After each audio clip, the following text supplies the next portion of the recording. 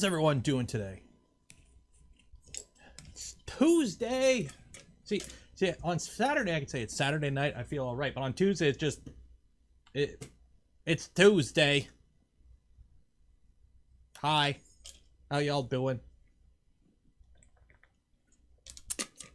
How's everyone doing today? How's everyone doing today? We got some Vorons to build. A Voron, the Voron. This guy. Oh man, I love light printers. There's like nothing to this. By the way, I am currently waiting on it. I'm waiting for them to go on sale, but I'm going to get one of those. I need to redo my bench here. It's starting to get really annoying. How big is that? Yeah, that's perfect. So how much? Because this bench, this was never meant to be like a workbench. This was, I built it as like a reloading bench. Like it was just like for random stuff. And now I build 3D printers on it. But this top is literally a scrap piece of plywood I had in the garage with 24-inch linoleum floor tiles that I stuck on top just so stuff wouldn't soak into the wood, and it was cheap. But the problem is, it's like a Tony Hawk Pro Skater level. It is not flat at all. Thus, I have to put the granite slab out. So I'm waiting on those bamboo countertops that are all the rage now, and I'm just gonna like liquid nail it to it. And I think that's going to be an upcoming project. I've got a bunch of stuff I want to do to this room in the next couple weeks before the little guy starts school. Because once he starts school, then I'll be free 5 days a week to do stuff. And I'm hoping to increase the amount of content we do on this channel. So that's kind of the launch season 3 or whatever season we're on right now of this, whatever the hell this is. Jeremy, thank you for becoming a member. So yeah, so we're carrying on with the V1.0 build. For those that don't know what this is an original Voron kit. So this isn't a Voron, this is the Voron, because it was just the Voron before all the other models came up and the revisions and whatnot. So last stream, we got the XY gantry installed, all 3 pieces of it, and we got the frame assembled and squared up as best we could. Watching Steve's stream, yeah, he had issues too with squaring up the frame. I'm pretty sure it's the open builds corner cubes. They are not precise, put it that way. We're spoiled nowadays with our blind joints and Misumi cubes. These are a little bit more cowboyish in terms of how good they work, but we kind of got it good enough. So we did that. We got the tool head installed with just the Chimera heat sink, as you can see there. And I think we're on the Z. We're on to the Z, the Z, the Zod, the Zod. Okay, so we're gonna put the Z in because we skipped that, so we could put the gantry in. And now we're going back to that. And then also, don't forget, if you want to win yourself some Polymaker printer chow, link in the description. Enter. You might win some. We give away a spool every stream. What model of SLA printer do you guys recommend? They're all pretty much the same. Get whatever one's on sale. I think the Elegoo's are like the most common ones people recommend, or Photons, Anycubics. I have Anycubics, and a Whale, which is a Nova 3D. But they all run Cheetah boards. They're all pretty much the same. There's really no big difference between the brands on the entry level, in my opinion. At least among the popular ones. Note though, I don't do a lot of SLA. I've only got 2 resin printers, that's it. What's in the box? It's a cutie XF carbon something. It's one of their better ones. So originally we were gonna do the Voron, and then I had a box show up yesterday with a cutie printer. And I was tempted to do it today, but then I realized, you know what, we'll do it Friday. So we're gonna get as far as we can on the V0 or the V1 today. And then Friday, we're going to do a little detour. We'll unbox the cutie printer. It's the XF Carbon, I think. Which it's heavy. It's heavier than this. And then Saturday, we'll go back to that. And then I also have another printer I got to unbox, a Kingrun. That one finally showed up. That was the one they sent like way late. And then Customs grabbed it and held on to it. And yeah, I'm not looking forward to the duties charge they're going to try and throw at me. because they somehow released it. So yeah, that showed up late, so that one's gonna get delayed. It's another V-wheel bed frame. Okay. So, where were we at? Here's the CAD. We got the gantry installed. Now we're going to put the bed in. Why are they called blind joints? Because they're blind. It's like, I'm pretty sure, if I'm not mistaken, it's like a woodworking term. It's because the actual joint itself, the screw is hidden. I think that's why it's called a blind joint. Hole doesn't go all the way through a blind. Yeah, it's just a term. So we got to snap the 3 bed carriages parts together as illustrated. You'll need to apply significant pressure to get the midsection seated properly to the 2 bed supports. Okay.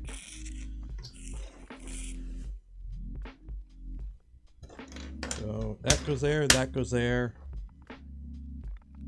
I'm assuming these are all the same.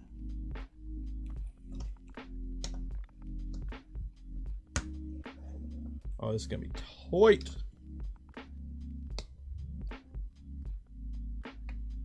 Okay. I'm gonna go get a hammer. I'll be back.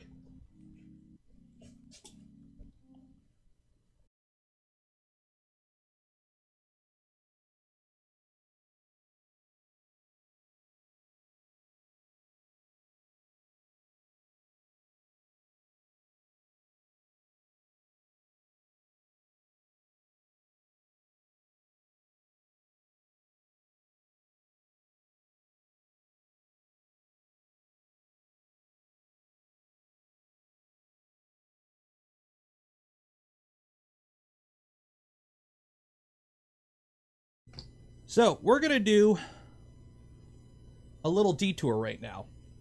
Okay? Did I mute the music?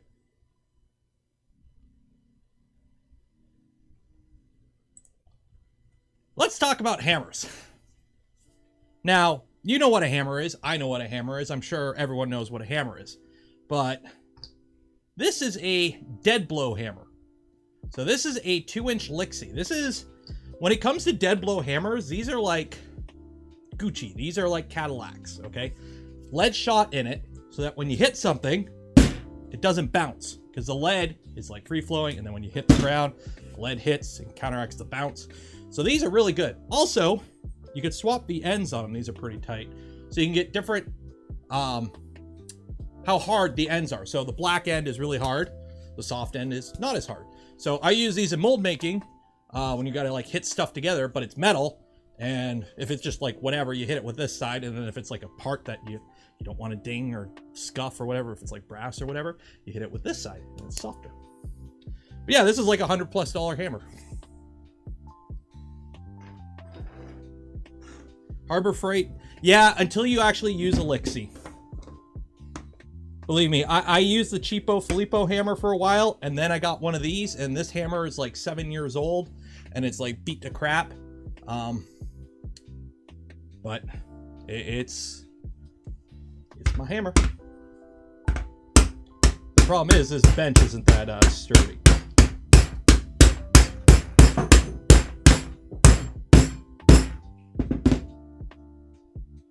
That ain't going anywhere. And this is supposed to be tight because this is your bed frame. So in the original oldie days, there was a single piece of this, but it was, back in the day, it was harder to print big ABS stuff without stuff warping everywhere, and not everyone had bigger machines.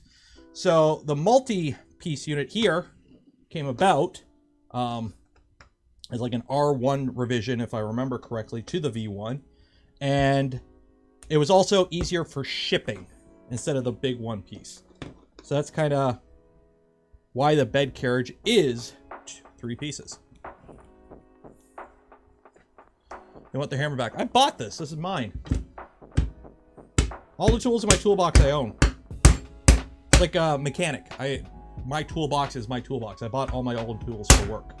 That's just kind of how it is in the trade in my area.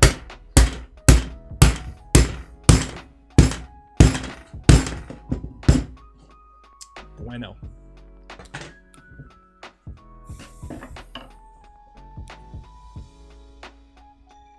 What if they crack due to the pressure? ABS gives. That's kind of one of the reasons we like ABS. It shouldn't crack in this kind of use, like size for size. And then there actually is an update to these parts. So these parts are newly updated. There actually is an M312 screw that goes in here and locks it all together.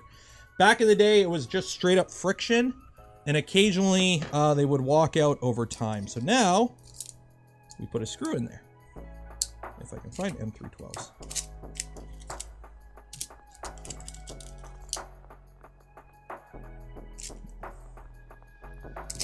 Everything on the bench. Yeah, this bench isn't mounted to the wall. All my other benches are mounted to the wall. This one isn't because I moved it out from the wall, so I had more room. So, and also this is like a bench built with like some old 4x4s and like, this bench wasn't meant to be hammered on. Doesn't mean I don't do it. It's just, the original intended purpose was not that.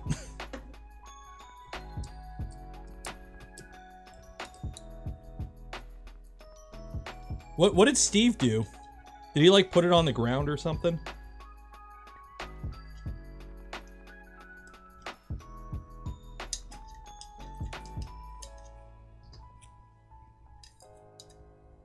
Or did he put it in a vise?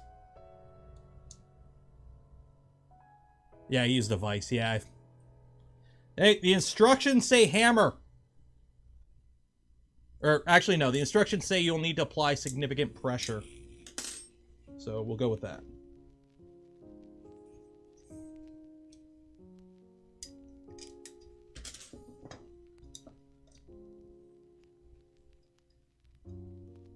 What do I think of Repcord's stream cleat? Whatever.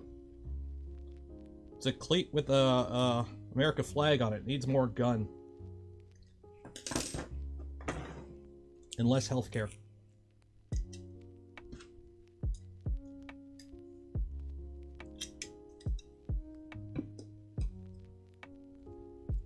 Like, I have a vise. I have a vise in this room. I used to have a vise actually mounted to this desk, but I got rid of it because I didn't have as much. I wanted more room on the desk.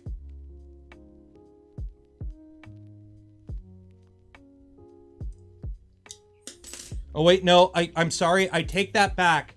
If I make one political joke on this stream, somebody will comment that I'm now a political streamer, and I shouldn't talk about politics ever. Because if I say one political joke in a 3-hour stream, I'm now a political streamer, and I'm not the man I used to be. And my content has changed. And yes, that's actually a real comment I got on one of my videos once, because I made one joke about politics in a 3-hour stream. So. Just wait, I'll be talking about Andrew Tate later and the Trump, yeah, no, fuck that. What is this, Twitch? I'm just gonna sit here and react to content all day. Okay, insert the lead screw nut to the retainer to the middle. Okay, so it goes underneath. Use 2 M3 8mm with 2 M3 washers. YouTube has changed you, man. What am I looking for? Oh, these guys. Ooh. Okay, so first thing I'm gonna have to change, these aren't tapped, so I'm gonna have to use some nuts. Hot tub stream when? My mom does have a hot tub, and she lives relatively close to me. So maybe if we hit 50,000 subs, maybe we'll do a hot tub stream as a joke.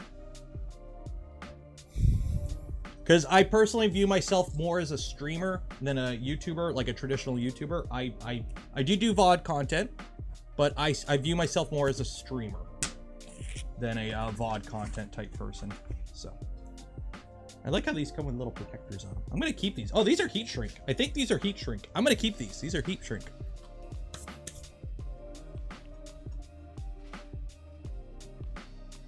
Nero Amaranth.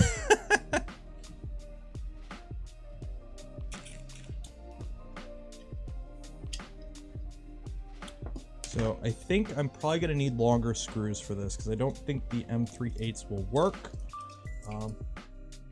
DFH gifted 5 community memberships. Cheers. Since I got to put a nut through here.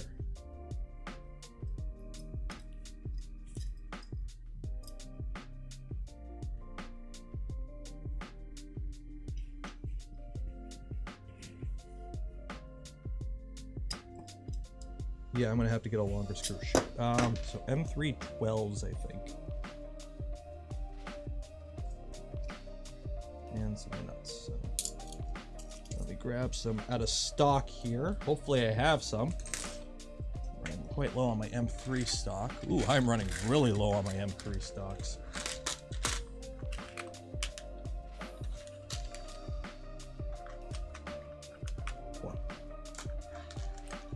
Can the Voron print underwater? Exactly once.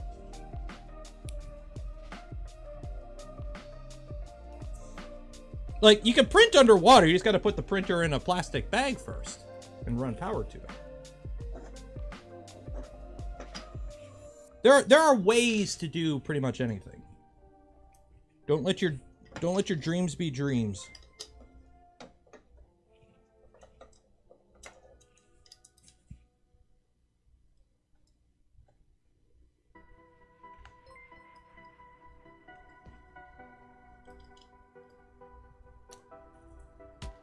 Okay, this ain't gonna work. So, looking at it here, the design has a brass washer. This washer is the Teflon kind, or whatever it's called. Whatever. You know what plastic this is. But the flange, or not the flange, the barrel portion here is taller, and it's actually interfering with the washer. So I may have to ditch the washer. Delrin, there you go. Yeah, I'm gonna have to ditch the washer. Shoot.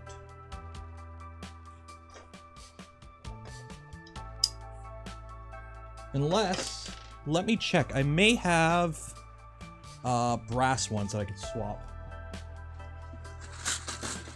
Check the stocks. Check the stocks. It's a lot harder to do this with a printer in the way. I gotta move this V400 at some point. I know I have some, I just don't know where. I may have cannibalized them for something.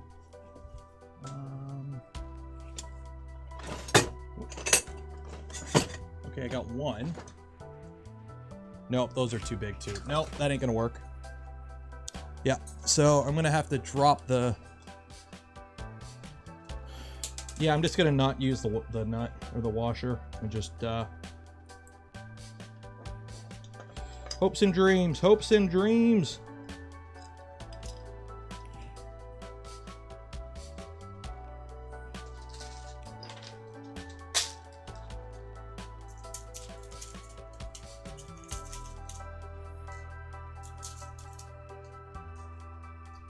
Looks cool with the bamboo and the arm. What? Oh. Yeah, I got the chest is textured now. So I've got the or what is it, weathered or whatever. So the chest piece is now all pretty much done. Got the battle damage and weathering. Got foam on the back. So I might be able to put this on the suit tomorrow, maybe. We'll see. I gotta do some stuff to my vest to get it ready, but I might be able to actually put some of the armor together and do like a test picture of like the head, the chest, the shoulders, and one arm gauntlet. Because the one arm gauntlet is almost ready for its final sanding, I think. This is eating up a lot of my time. Like, I'm not working on 3D printer stuff as much as I normally do. Because in my, like, when I got like 10 or 15 or 20 minutes of like free time, I'm working on the armor.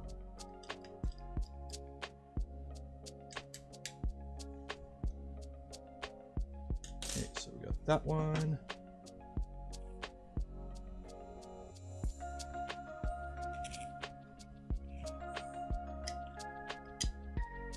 So now I kind of understand why all those cosplay people like don't take commissions and they spend a lot of time working on these things. It takes a while.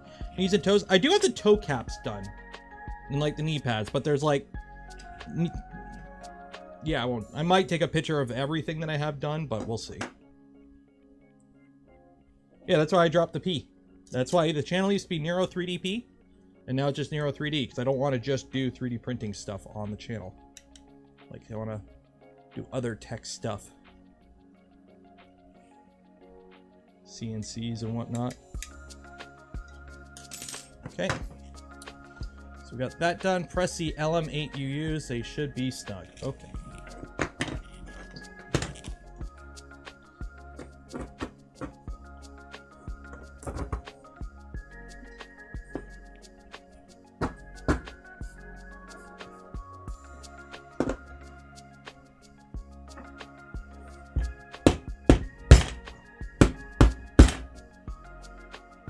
Like a glove.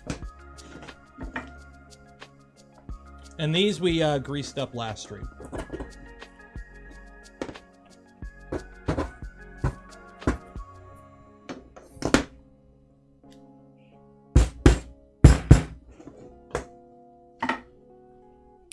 Hammer time.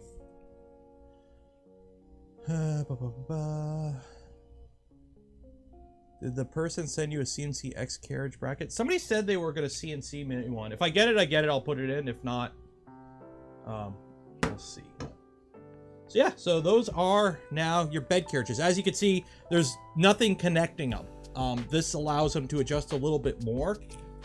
This is how it was back in the day. And I believe it's like that on Legacy too. Because going to a full metal carriage on 2, well, it does work. Like, obviously, it works on V1.8. It potentially, with the lead screws and the LMUs, it can technically bind up if these are really locked together, depending on the size and how much flexibility you have in all your printed parts and everything. So just keeping them independent just allows the bed to move a bit, because now the bed is held on with screws that are springs, and there's a little bit more flex there. Get the people from Mass Effect to send you a life-size mannequin. No lie, I've been looking to buy a mannequin because it'll be easier to put some of the armor together on a mannequin. Because, like, okay, I gotta mount like the shoulder pads. Well, I gotta put on the suit so that when I put the shoulder pads on, I know exactly where to sit it, because I'm gluing Velcro in place and I need to make sure it's sitting right. So I need to wear the suit to put some stuff on, to glue it on, and then let it dry. It's gonna be annoying, so yeah, I'll figure it out. Okay, secure Z motor mount to lead screws. But yeah, I've been looking, but they're like $200 on Amazon. I'm like, screw that.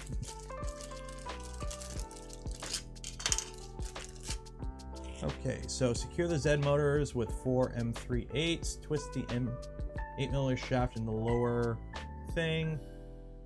Okay. May need to clean the hole a little as they are hard to get in. The shafts need to seat all the way into the hole to clear the gantry at the top. Okay. So I'm assuming the wire path is in the back. No, wire path is not in the back. So we're just going to put them in so that the wire path goes out the back. So here's the wires. I can't do this because it blocks it.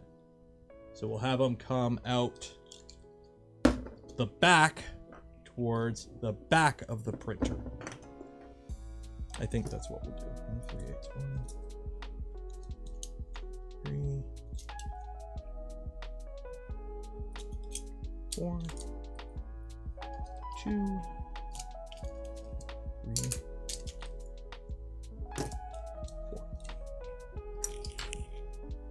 Made a stand from a drum kit. Oh, I know you can make stands with like frames, but I was looking for a mannequin because it actually fills out the suit like a human would, so that when it comes to positioning stuff on the suit, it's a little bit easier instead of just like a frame that everything's hanging on. Like, let's be honest, I could put a curtain hanger in it and hold it all up if I really wanted to. I'm looking more for something so that I can actually work on it.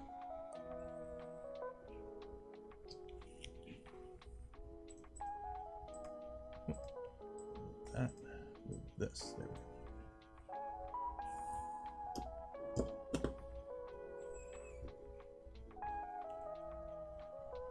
Don't forget to put a beard. Oh, I fixed the beard problem. I fixed the beard problem. I'll show you in a second.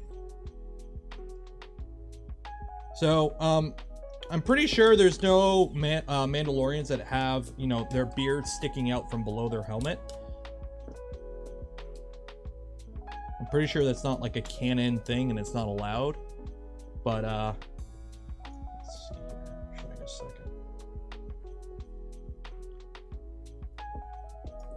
the DIY.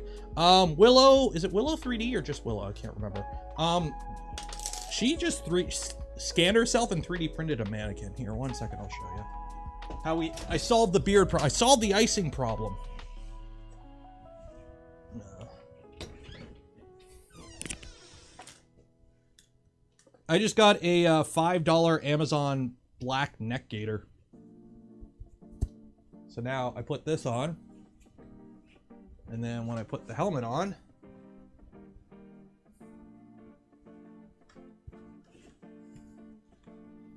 you don't see the beard anymore. I got to put more padding in this because it's still kind of floppy on the head. But yeah, now you don't see the beard. And then when I'm wearing the flight suit will hold this tight against my neck like this. So yeah, you won't see the beard anymore. So you won't see any skin either, which is kind of the point. It gets hot in here quick.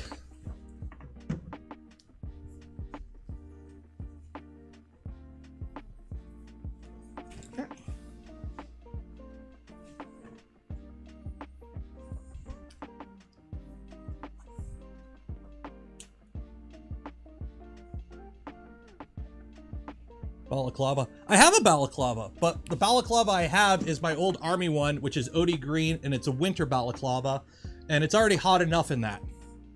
So this is just a thin black one. It'll work good enough.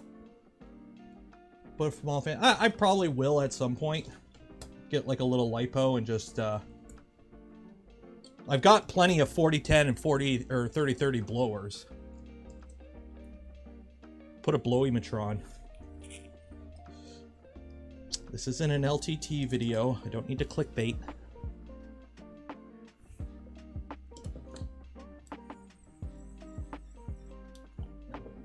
Found a CPAP to the back. Well, you can put a CPAP in the jetpack. Yeah, and then... I do need to get my hands on a CPAP at some point because I want to try it out as an actual cooling method on a printer. Probably on the, like, maybe the V-Core or something. We'll see.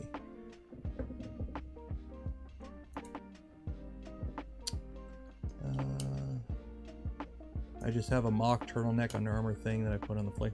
Yeah, I went with that because it's lighter weight. That gaiter is very thin. And then the flight suit is just gray overalls that I need to learn how to sew. I need to get a sewing machine. There are things I have to sew for this suit. Because unfortunately, I can't just, as much as it's been working so far, just using Gorilla fabric glue to hold stuff together. I can't do that with everything, unfortunately, I don't think. Okay, so are these the bottom ones? These are the bottom ones.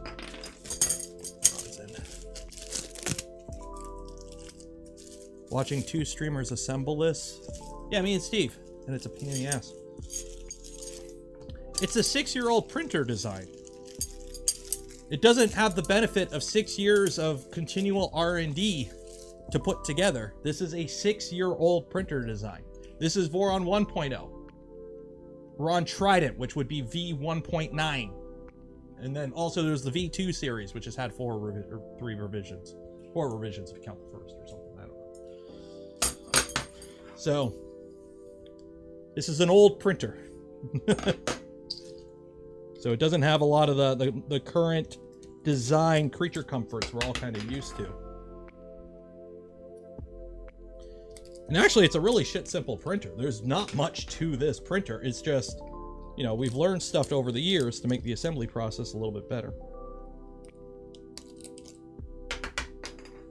Just quickly deburring these holes, just so the rod sits in it a little bit easier. It's got to sit in all the way. Hopefully that's all the way.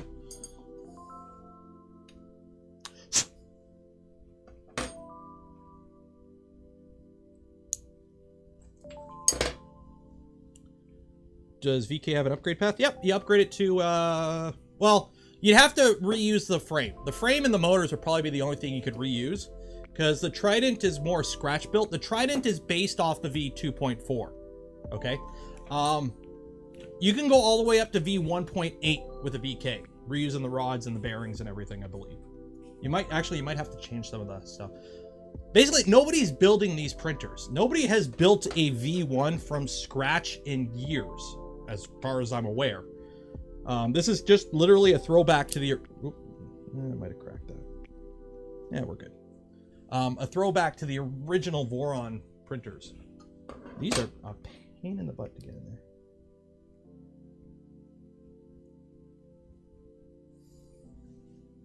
There's no way to easily tap these in.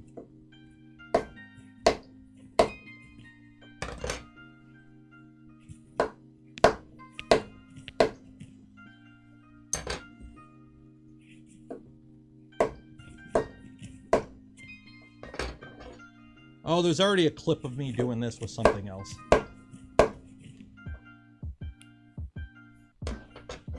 Okay.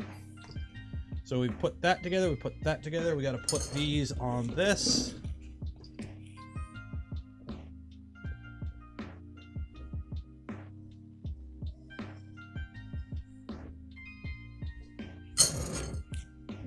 And it's Delrin, so you don't need to lube it.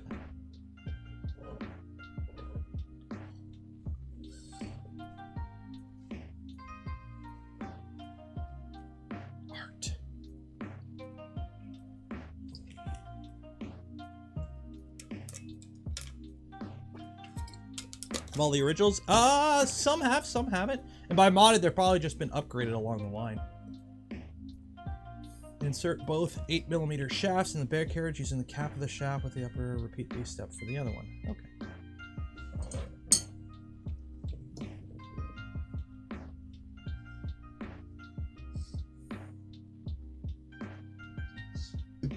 Remember, there's thousands of Vorons.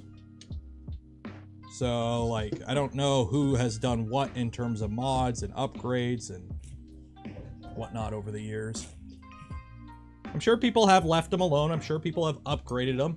I know, I'm pretty sure RCF's original VK is now a V2. Or the prototype original Voron is now a V2. Like, 6 years is a long time. So we got those together. So now it says go to the gantry, but we've already done that. So we already put the gantry in.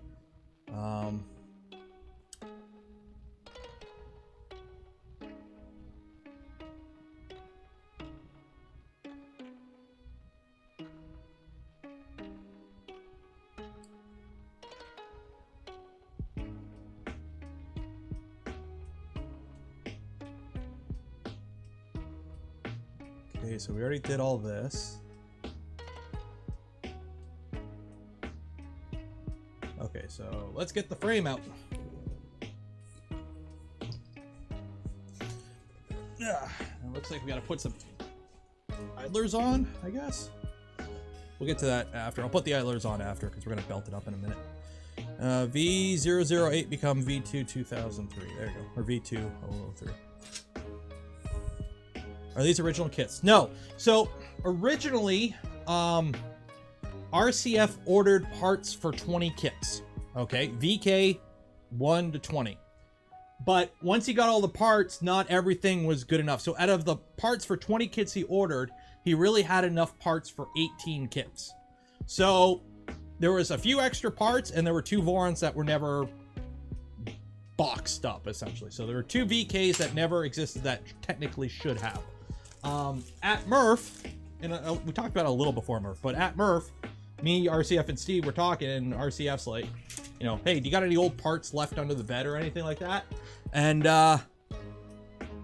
that's what became of these. So basically ordered the parts he still needed, threw the stuff he had on hand in a box, and literally recreated the original VK kits. Some new stuff, the extrusions are new. I'm pretty sure the motors are new. The bearings are original. Like, some stuff's original, some stuff's new order. But for all intents and purposes, this is a... If you had bought a Voron kit in 2016, this is what you would have gotten. So.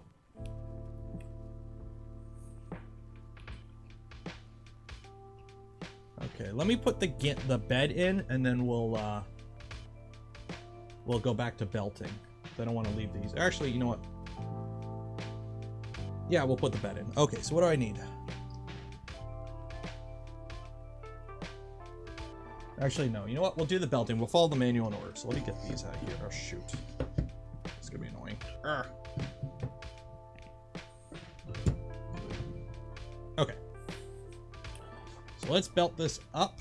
Let me grab my bearings. Install the AB motor as illustrated. Pulleys have 2 grub screws. Line one of them with the flat portion of the motor shaft and tighten it. Okay, so they're flat on the top. So this one goes like this, and this one goes like this. And yeah.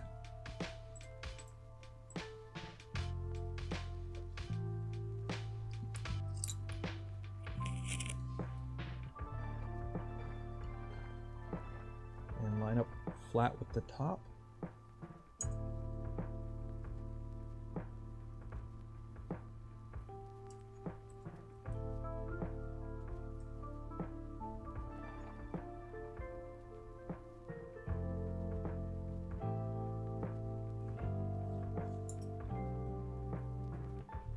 Let me double check the CAD. See it. Yeah, they're lined up with the top, and then I guess we'll just adjust it from what we need.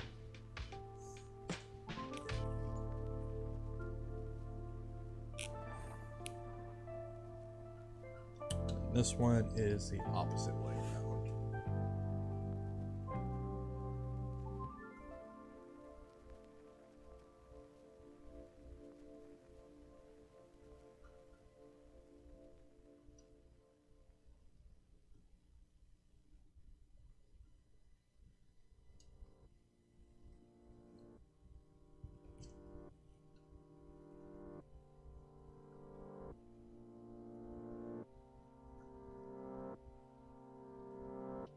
Okay.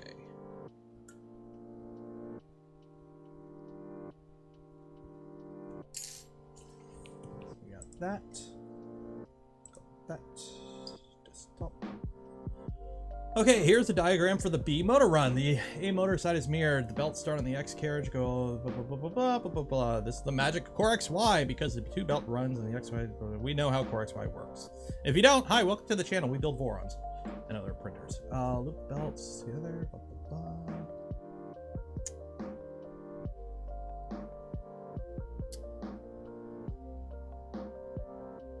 Yeah, the old way of doing it. Oh, jeez.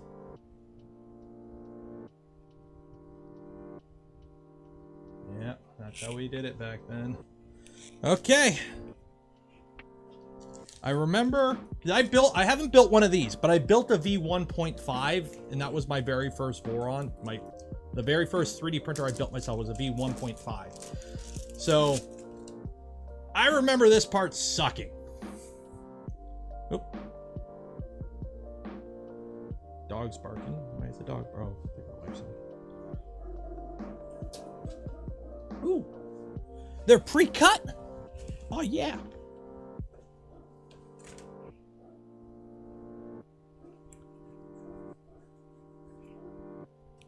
Okay, one second. The dog's like freaking out. Let me go check, see what's going on.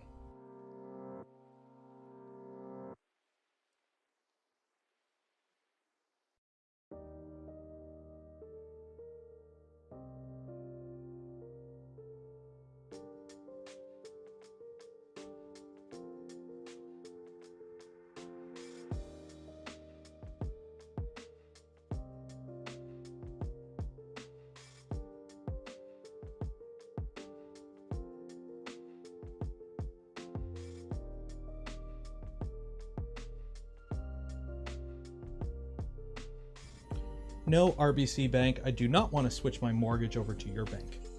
Why would I do that?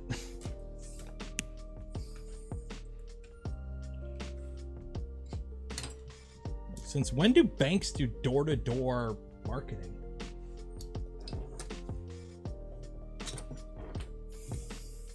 I've never seen that. I've never had a bank come to my door. Like, hey, do you want to switch mortgages? No! Go away.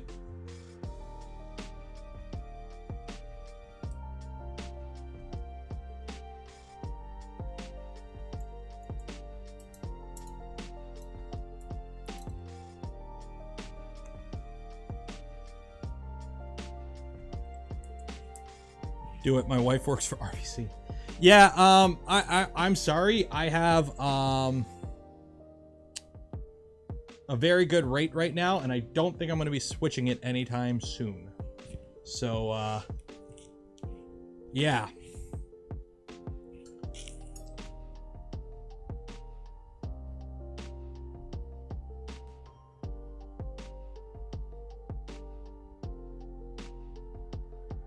Take these clips off.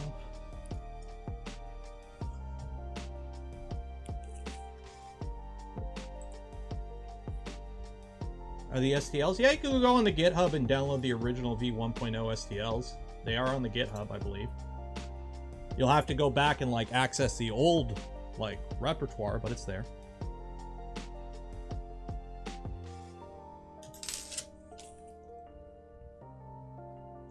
Okay, so on this side,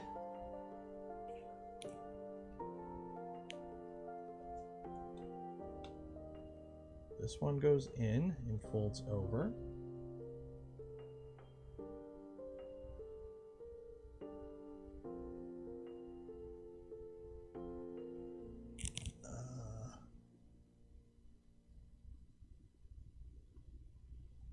And then the other side, the teeth go the other way? Is that how it works? Yeah, I think the other side, the teeth go the other way. Because the belts aren't the same.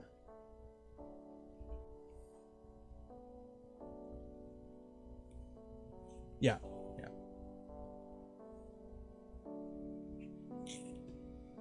So as you can see, we have it set up like that.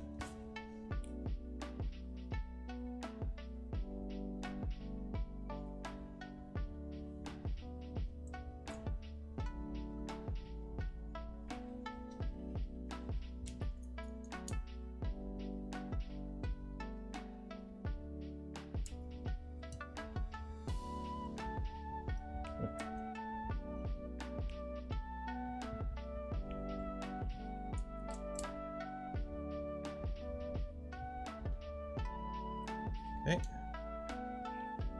so let's do the bottom one first. This comes around.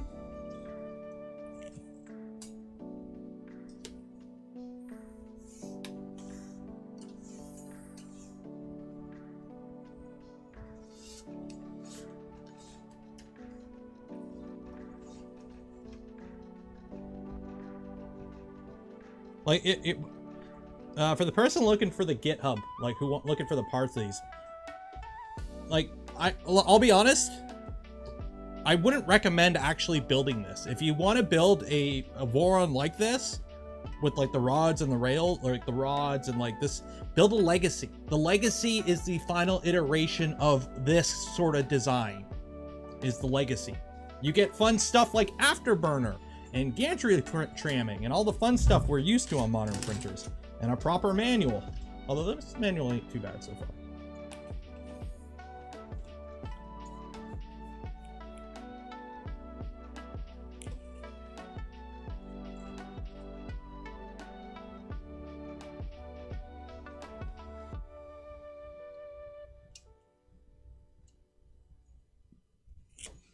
Oh, I remember this part sucking, getting the belts through the idlers.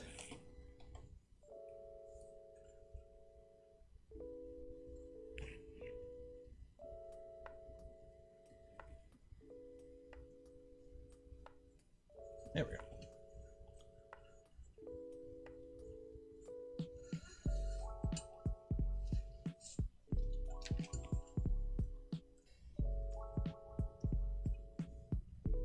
No, don't go into there. Why are you going in there?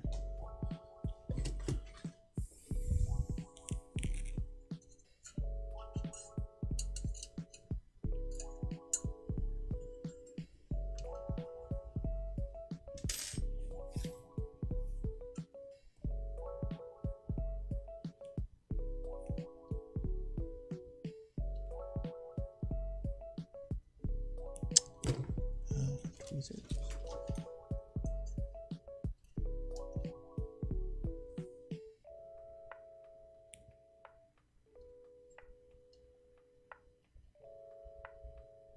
Oh, this. Oh, Wait, there's no... I forgot. There's no washers here. I can cheat. I can cheat. Ha ha ha.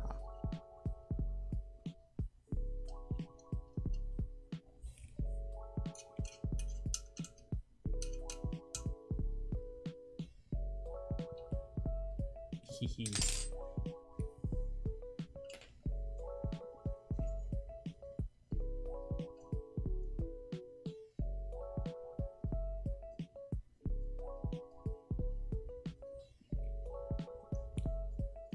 I am so smart.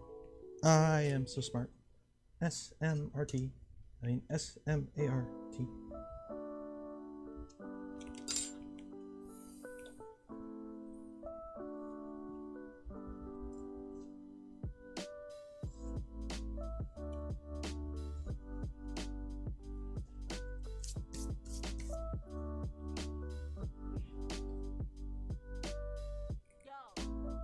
Beard is almost at wizardry level. This is about as long as I think I'm gonna grow the beard, by the way. I probably won't. My brother's got a wedding. Well, my brother is getting married next month. And I think this is about as far as I'm gonna grow the beard out.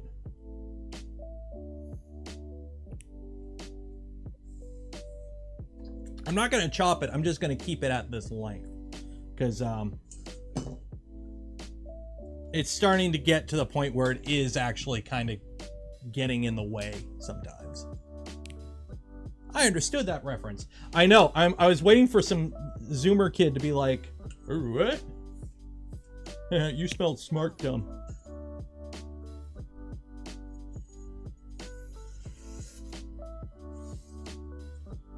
It's like, what was it? Fortnite.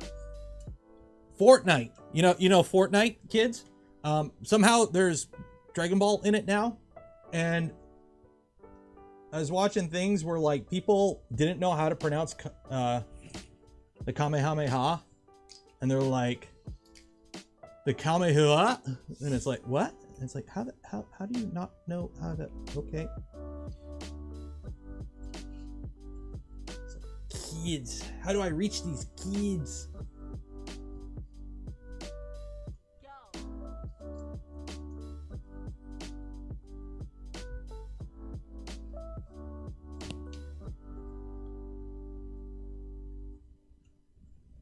And then it turns out the one guy was actually trolling everyone because he's like, Kame your mom. And they're like, oh, he doesn't know how to say it. He's like, dude, I did a troll. Okay. Wow, RCF was not stingy with the extra belt on this one.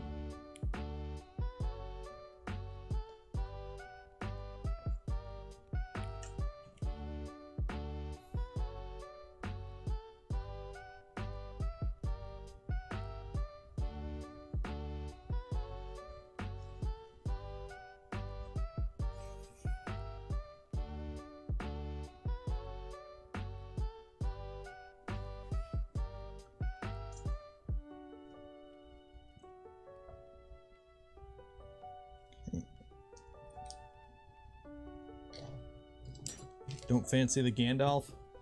That's a little too much. Although, it would make Halloween costumes easy, because then I could just go as Gandalf. I'd have to dye it gray. Okay.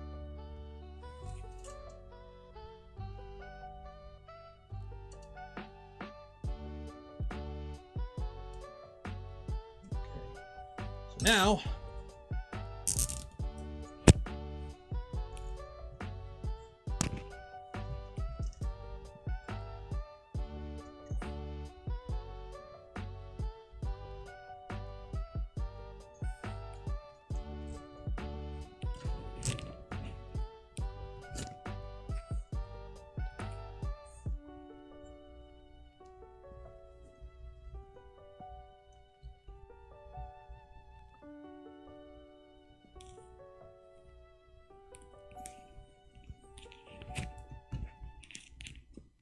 This was like the only way to tension the belts back then, was literally just pull them as tight as you can and pray.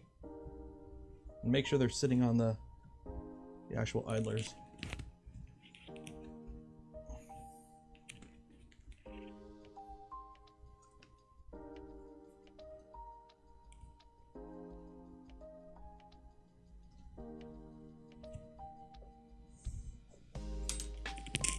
and then tighten this up, which should pull out any.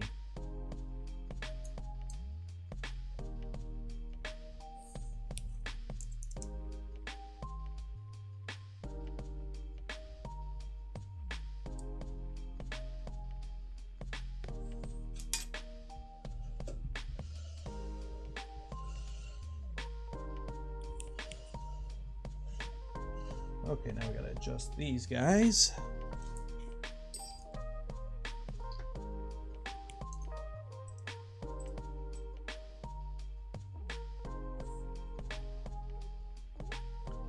Oh yeah, don't worry. I got beard oils and all that fun jazz.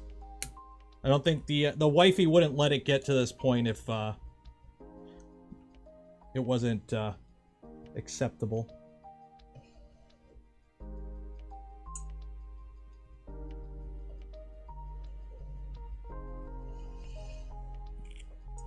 Up there.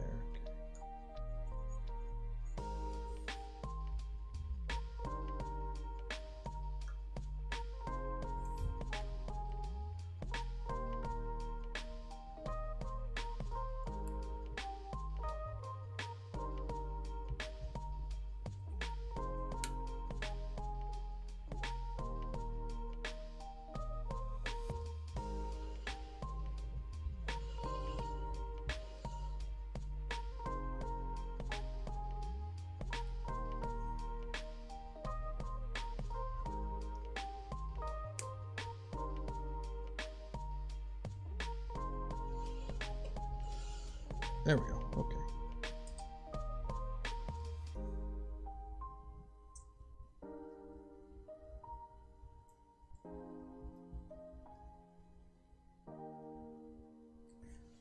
Pulling them as tight as you can and planes. Yeah, that's pretty much the only really thing you can do here.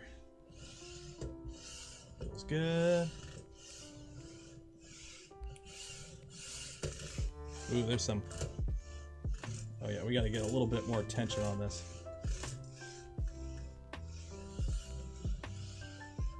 Yeah, these belts are. Yeah, we got to get a little bit more tension. Okay, how can I get some more tension?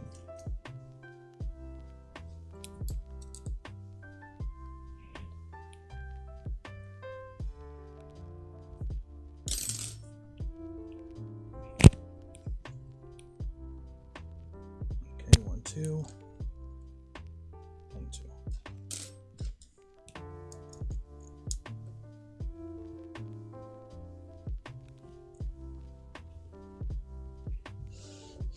There we go. Okay, there we go. Much better.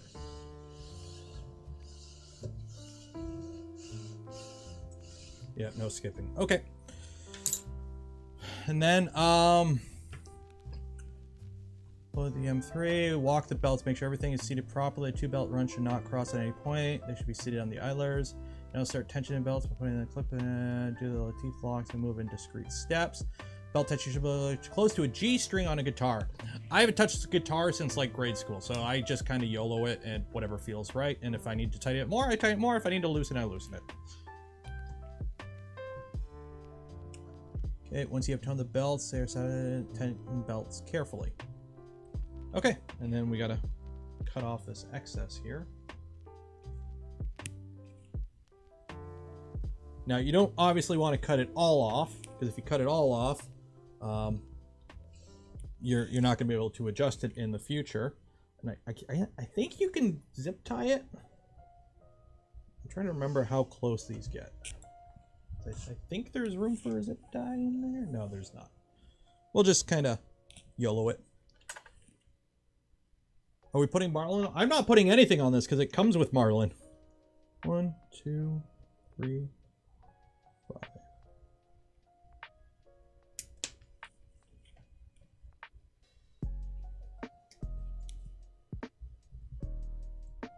One, two.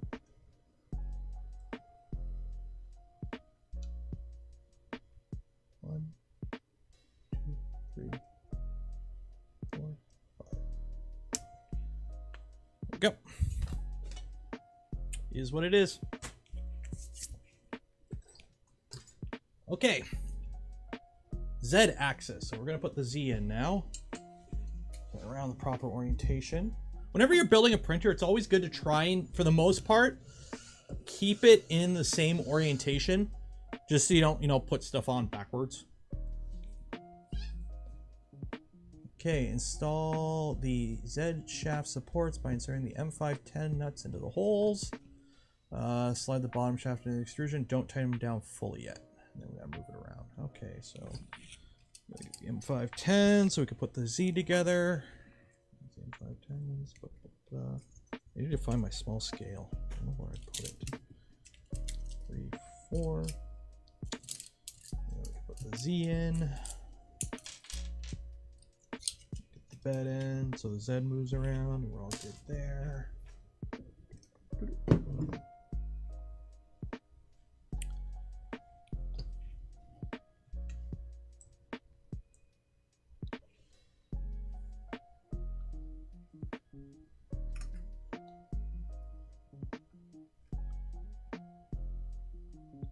Can't seem to find the hole.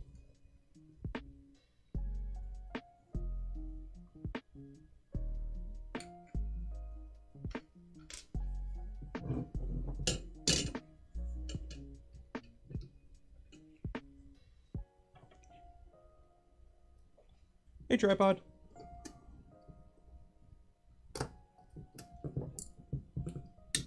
There we go. 1.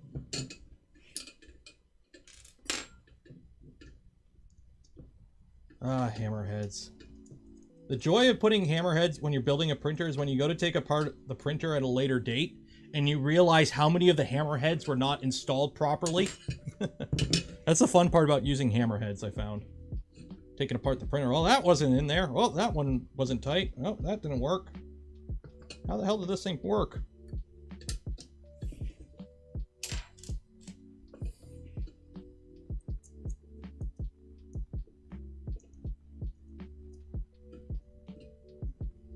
Actually, I think I forgot to put the, yeah, we'll put the top ones on later.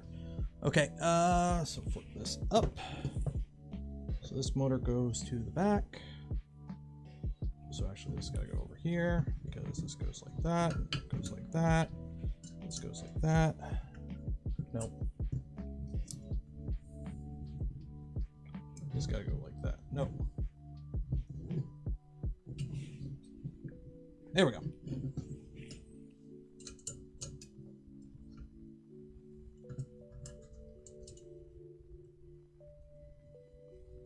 Yeah. There we go. Okay.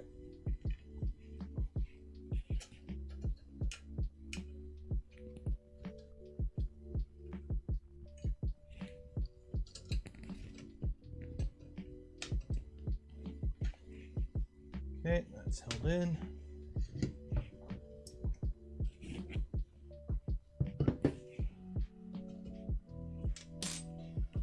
Let me see if I can install these now or if I gotta, because these gotta, yeah, I gotta put these on first, I think. Yeah.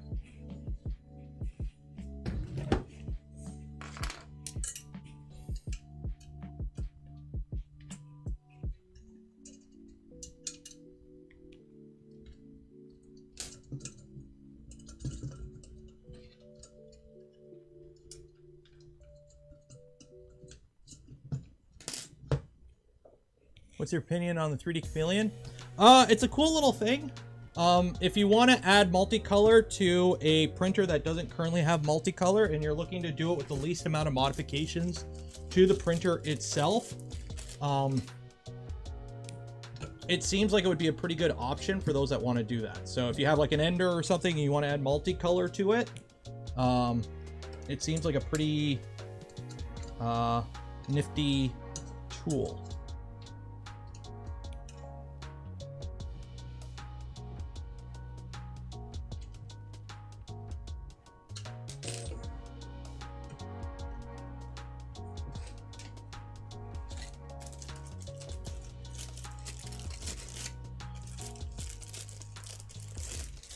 We'll slide the hammer ins for the Z motor mounts after, because it doesn't say to put them in right now. It just says that because we got to move stuff around. Plus, I can just, you know, lift it up to put them in.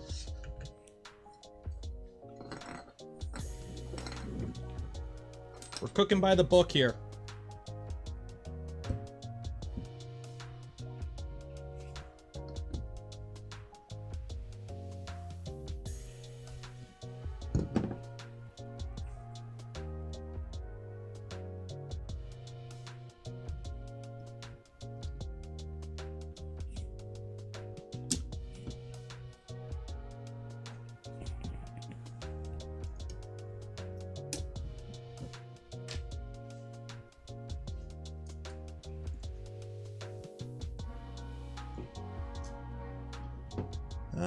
B Search, thank you for becoming a member. Okay, so this goes there, this goes there, that goes there. This spins around. These go like that. Goes like that. That's not the button. That'll work. Goes there.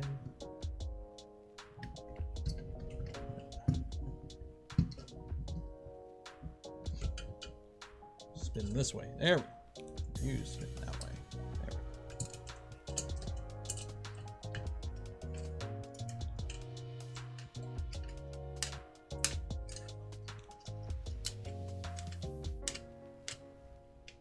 go. Okay.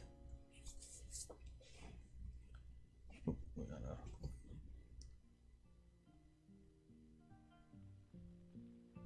Oh.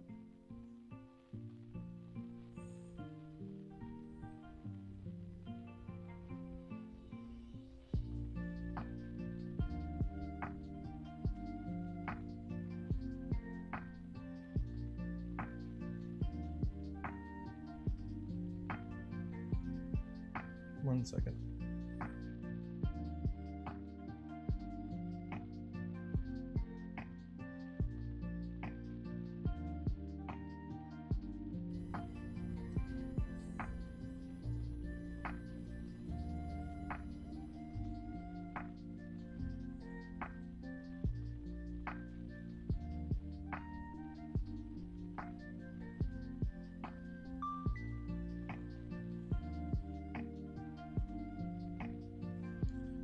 All right, sorry about that. Am I unmuted? Yeah. Okay. Gary gifted 1 community membership. Cheers. And Jory gifted 5 community memberships. Cheers. Greetings from the UAE. Just joined, but double check this year to make sure this is alive. Yeah, it's coming at you from 2016. Okay. So insert the pre-installed motor nuts and the side extrusions when the bed carriage is at its lowest position.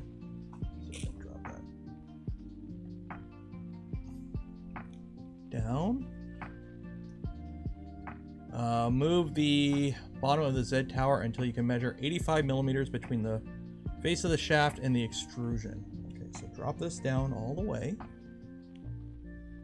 Actually, let's put these in. So what has they got? I'm assuming M510s again.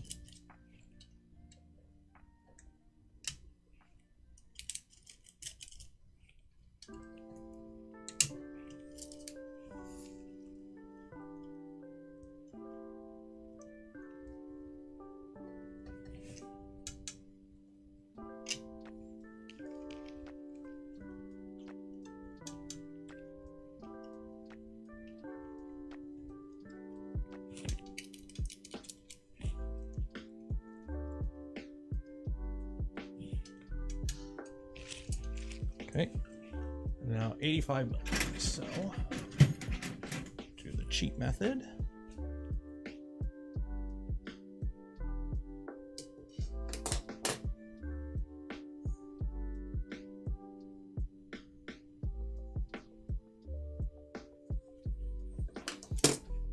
Okay, so what you do, oh, need a new battery. Okay, so set that 85 millimeters. I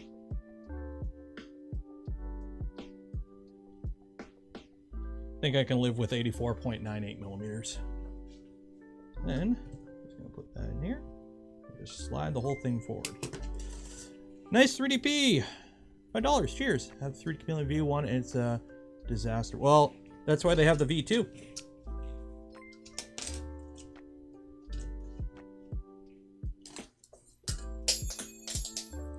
I have the V2 and it works pretty okay. I need to do some more printing with it. I haven't had a chance. I haven't touched it since I got back from vacation.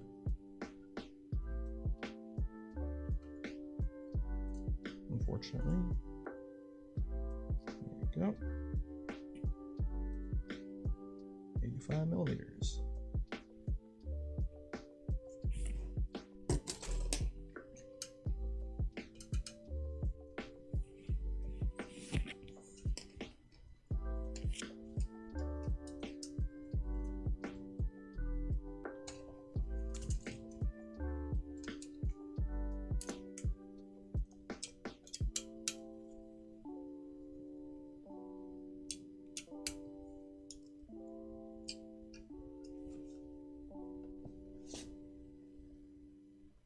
Why aren't you tight? I hate hammerheads. There. So now, double check, go all the way. Actually, we'll do one at a time. So we'll get this one in. And just a quick verification with the old school scale. 85 mil. Yep.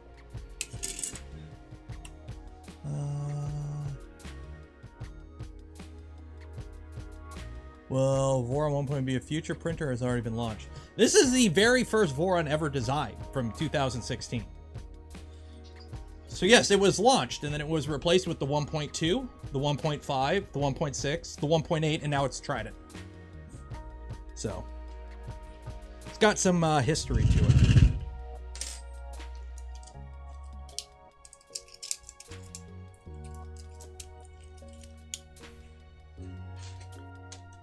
I want a 500 build plate. Do you recommend? Go Rat Rig. Voron is not meant, it was not designed with large format in mind. Voron was designed with the same footprint as an Ultimaker. Like this right here, the design goal of this machine right here was a DIY Ultimaker, basically. A machine that is as good as an Ultimaker, but DIY and cheaper. So when it comes to like what it was designed for, 2020 extrusions, Core XY, no Ultimaker is not, but it's easier to do this in an open source. Core XY is cool.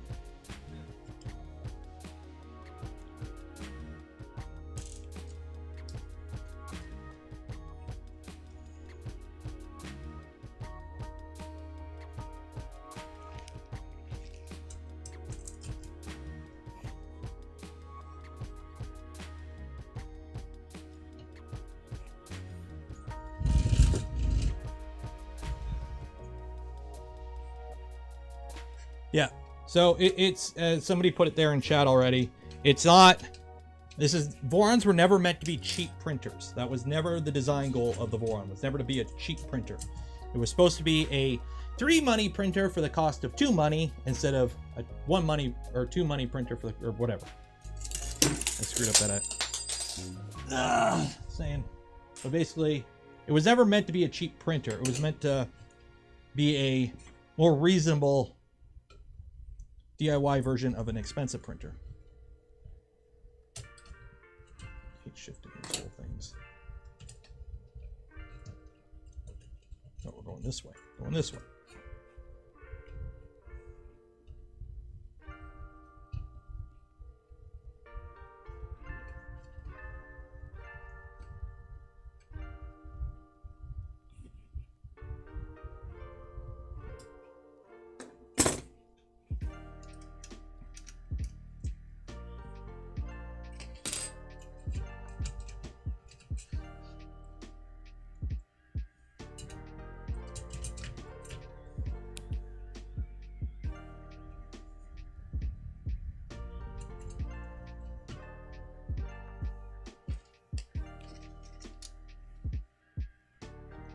For the latest Voron 2.4, is 350 as reliable as a 300.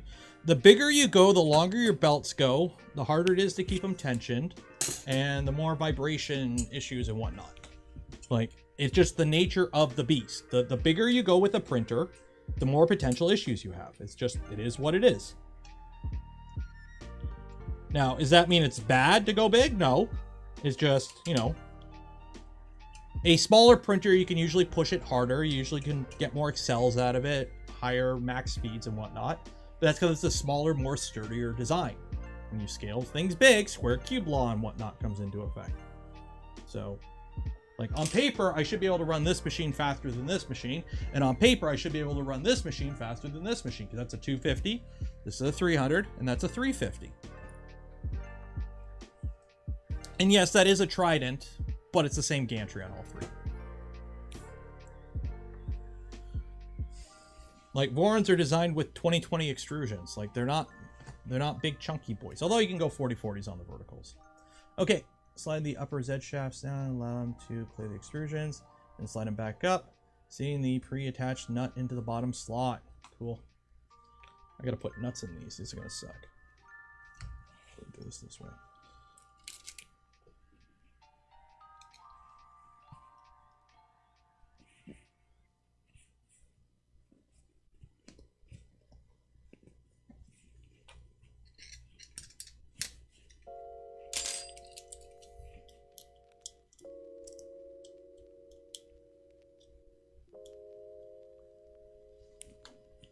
Should I be moving the... No.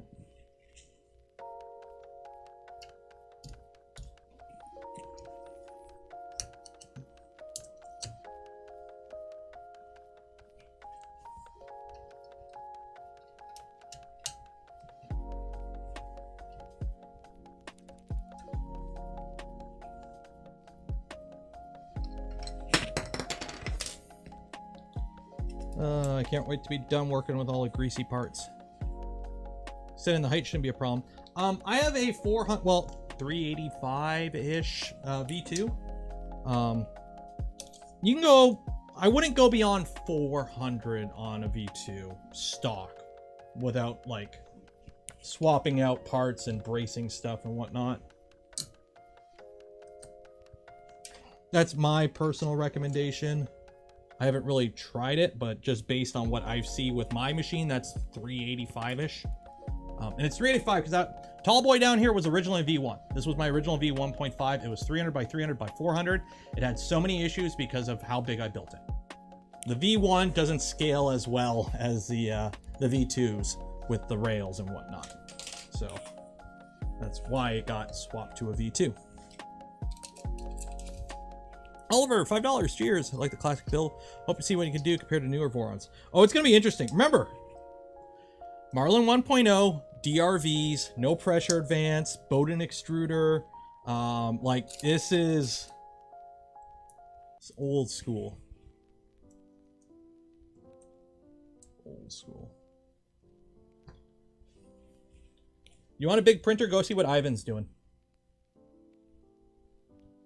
He's currently building a big printer again.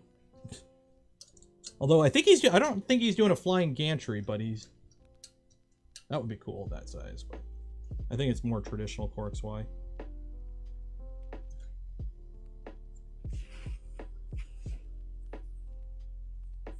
Ears are not looking forward to the... I will turn off the noise canceling. Don't worry. I'll make sure you guys are well taken care of. The Voron waffle maker? No, because we're stalled on the pancake machine right now. Waffle maker will take place after the pancake machine.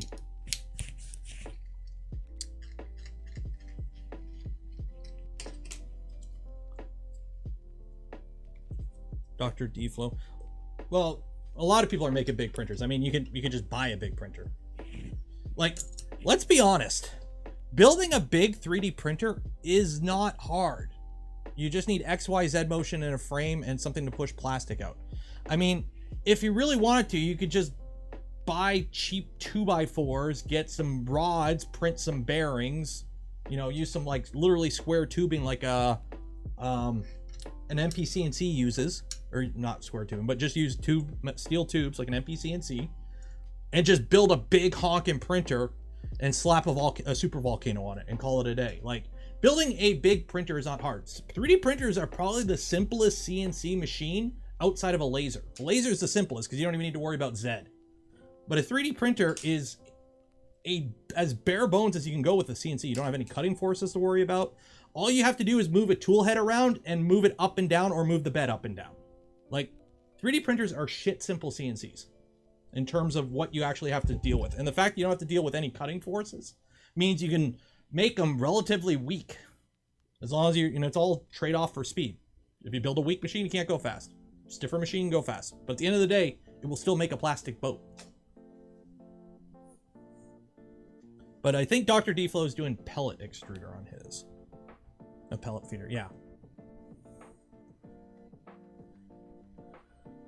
Okay, slide the Z shaft in, blah, blah, blah. Twist the lead screw until the bed carriage is uppermost position. Okay, so there we go. Okay, so let's go to the top and see if we got binding.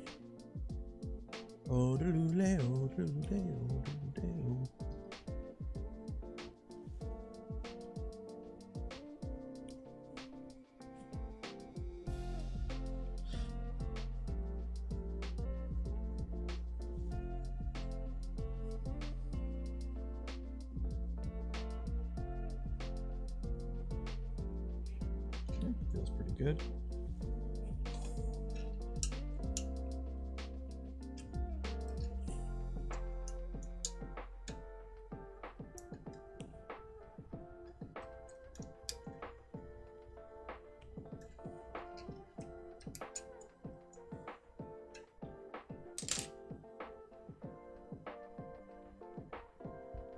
I'm also watching the top here to see if it's wobbling.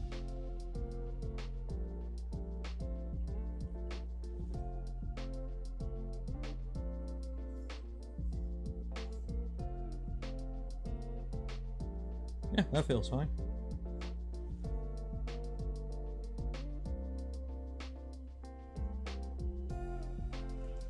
No binding.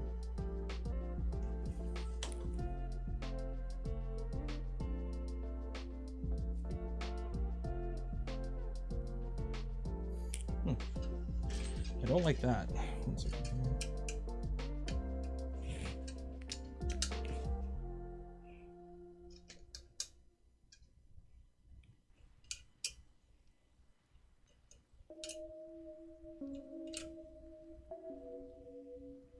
There we go.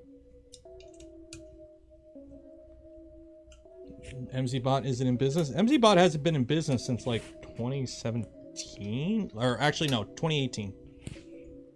And MZbot only ever officially sold one printer in the original run of VK kits, and that's it.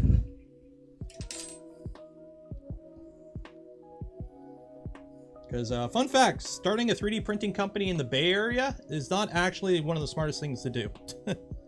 Oh, Max is here. Hi, Max. Were you trying to ping me on Discord? If you're trying to message me on Discord, I can't see it when I'm streaming.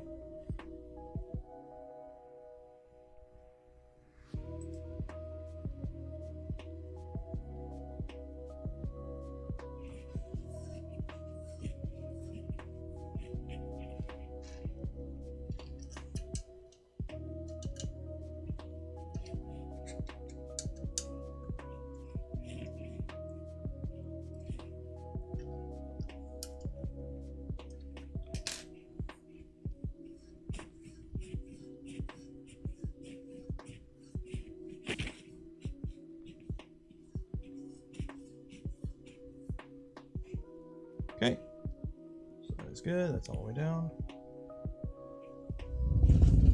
Okay, Mendel Stream 1. No. I do value my sanity. Tom Sandlatter. He built no, it wasn't a Mendel. Built a wooden Prusa, I think. Yeah, that's again, though, there still is the open bounty and not LTT bounty where I'll pay a few grand. Just if you happen to see one, let me know, of an original Polymaker kit. I do want to build one of those. Put the bed on. Do I want to put the bed on right now? Not really, but we'll do it anyways. Okay, so got the bed. Look at that. No flex plate.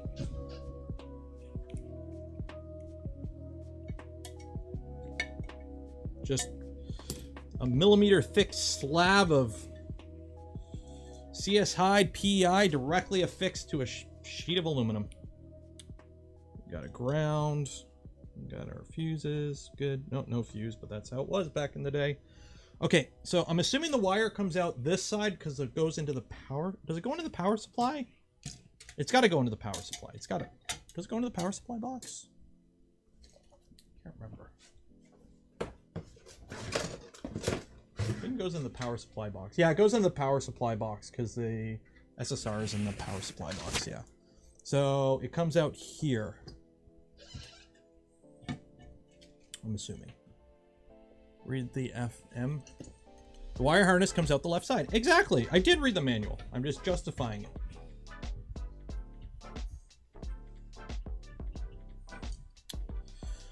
What are your plans for the Fadus XG hot end? Oh yeah, I've got one of those. Where did I put that? I don't know. I'm probably going to put it in a printer, but I don't know what printer yet because I need a mount for it. Okay, so M330s with the springs. So 1, 2, 3, 4. Where are my springs at? There they are. Yeah, I completely forgot I have an XG.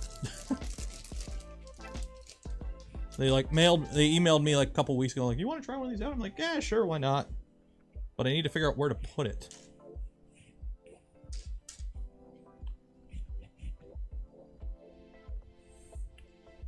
Okay, so move the bed carriages back down to lowest position. Secure the bed to the bed carriages using springs and M330 screws.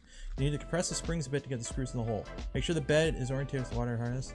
You do not need to level the bed at this time, but I want to.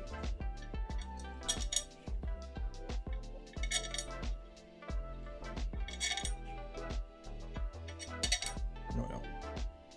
1, 2, 3, 4.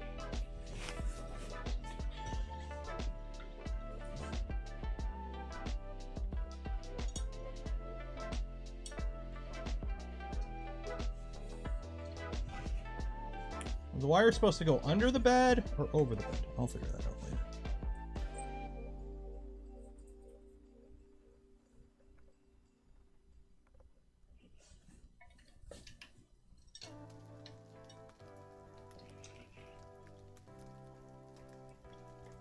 Six, 7, 8, 9, 10.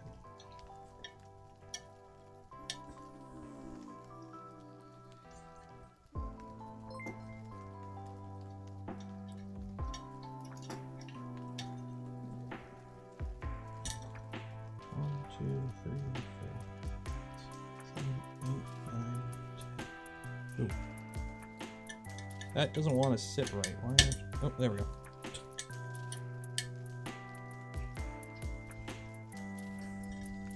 James Miller, $2. Cheers. Would you drive south for an Ultimaker? The thing is, if it's assembled, no. It needs to be a kit, an unassembled kit. Because I've had a few people like, oh, here's an Ultimaker. The problem is, Ultimakers were wooden frames. They were like MDF or whatever, laser cut frames. So I don't want to get a kit that's like been built already because one, I don't know the condition of the kit. And two, I build stuff on stream. That's kind of what I do. 6, 7, 8, 9, 10. So I want an unbuilt kit.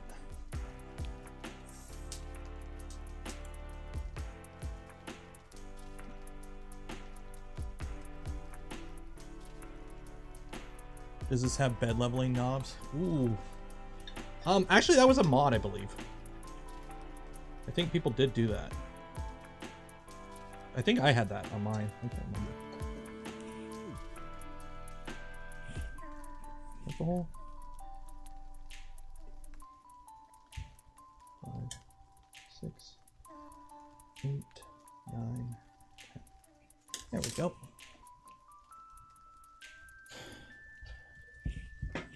It's got a bed. I don't know. Are these supposed to like just go under the carriage, over the carriage? Does it matter? I don't think it matters really. Yeah, Max, were there, like, I'm pretty sure having the Mic 6 plate with the heater underneath wasn't that common either back then, too. So I remember when I was looking around, I saw a lot of PCB beds. Okay, so fun fact, that's the hardware for the machine done. Like, there's no more mechanicals on this build. Extruder time, I guess. So we got 2 of these to build.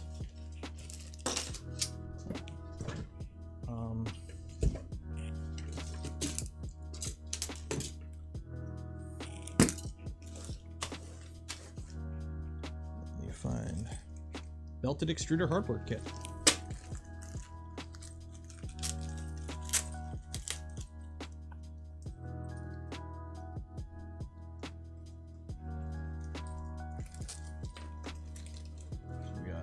So these were, this is the Voron belted extruder, which if you want one of these, let me find it here. Said the Ultimaker is still in the box, like unbuilt. Okay, James, message me after the stream on Discord, or message me now and I'll check it after the stream and we'll figure something out. I can't drive too far in the States, obviously, but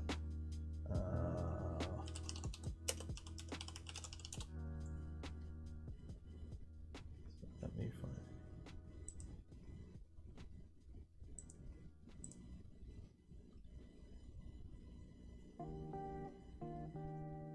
Okay, so this isn't the exact one. If you want the predecessor to this one, here you go, on Thingiverse from January 2015.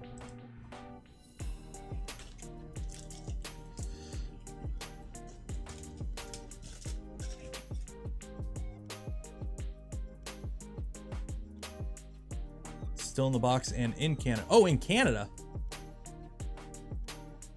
So why are you telling me to drive? I'm as far south as I can go in Canada without being in the water. So, but yes, if it's an Ultimaker in a box in Canada, message me. We'll figure this out.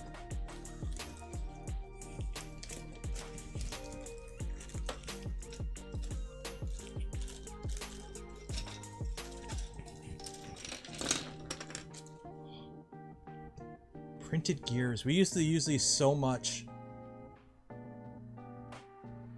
They're so common on Vorons for a while. Okay. So I need to remove a support piece.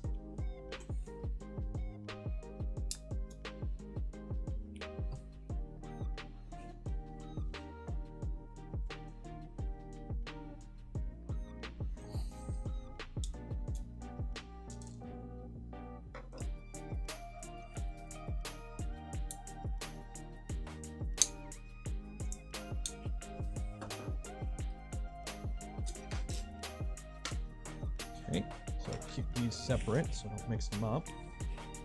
Okay, so belted extruder. So insert a 625 bearing into the retainer on the flat portion. Okay. Are these bearings all the same? 625 RS, yeah, okay.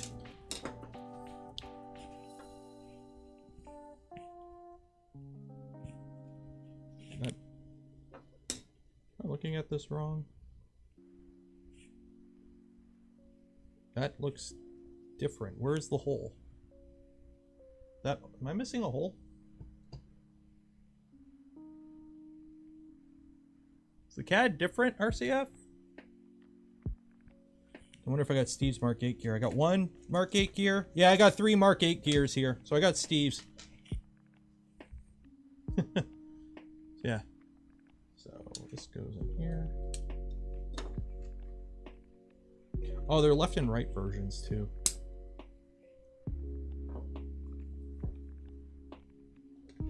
Okay. And then we got to put M2, M5 washers. Oh, okay, so this goes in here. Okay, so M5 screw, bearing, Mark 8 gear. Oh, look at that, look at that. Oh, they're so flat. Just like the old days.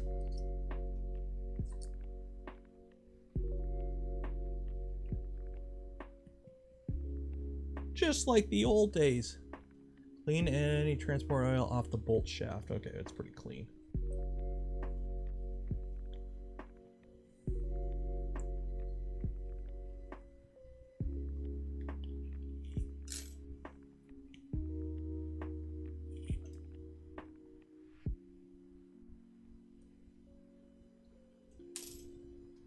Actually, I'm going to put a little bit of Loctite on this, or actually the my not Loctite. Where is it? Where is it? Where is it? Oh shoot, where'd it go? Oh, there it is. Ah.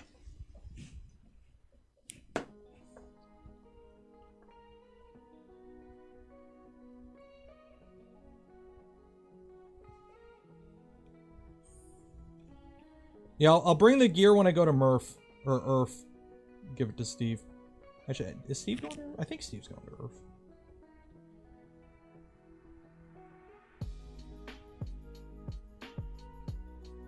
Am I planning to build a legacy? I want to build a legacy, yes. The original plan was to just convert this into a legacy, but a lot of people are really opposed to that. So we may not be doing that. I will see. How things go.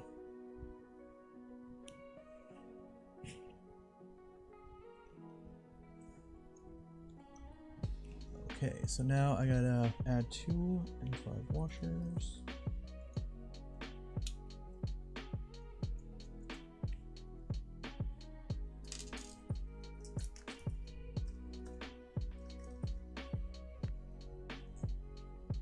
Belongs in a museum. Yeah, a lot of people are like really convincing me of that, so I probably will. Put an M5 nut in there. Okay. Add the 2 M5 washers shaft. Screw the main drive gear into the M5 nut. Don't over tighten. Okay.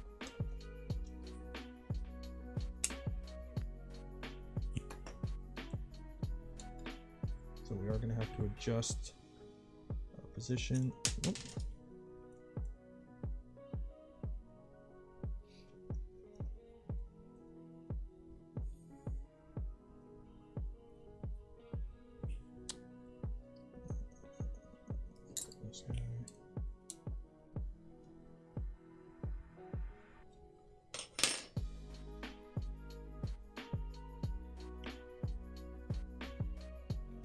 Line up the feed path.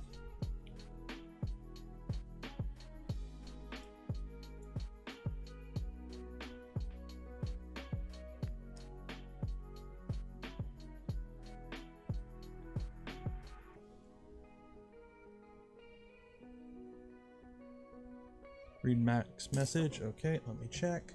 Support piece. I took the support piece off. Yeah, I already took the support piece off. That was the first thing I did. I've already thrown them in the garbage. I read the manual.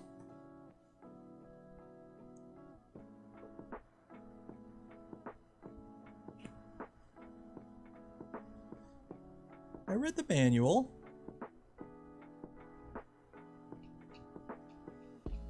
Jeez. You guys are doubting me? Didn't look like it on camera. Disappointed, Max. I'm disappointed.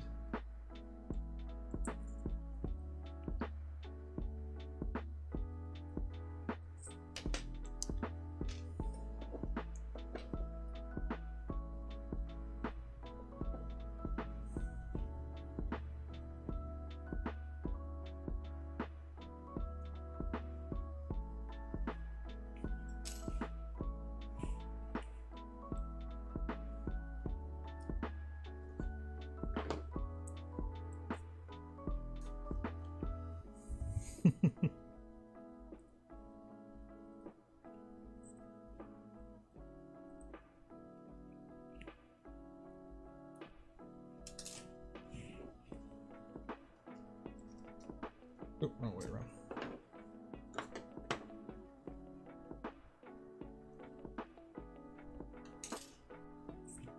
Hey, to be fair, we haven't had Sparks on the channel in a while, and I want to keep it that way. Like, I know it's good for content, but I also like my printers not exploding. Thanks for the purchase. DFH, what did you send me?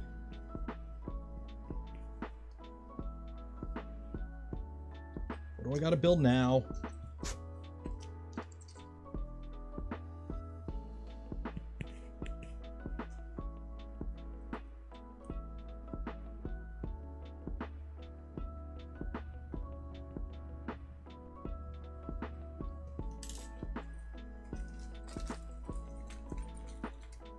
Oh, the kit. Yay! Should probably start printing all the parts for it now.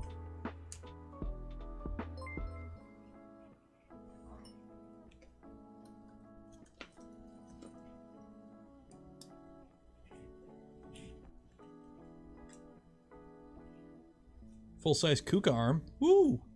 That'd be fun. I wouldn't be opposed to playing around with the Kuka arm.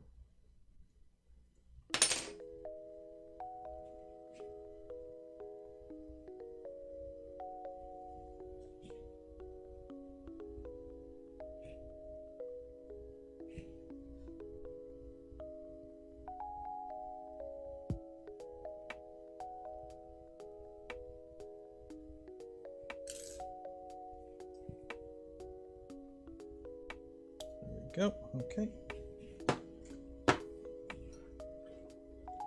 So we got that. We got that. Put that on. Insert the M3 lock nut to retainers. Okay.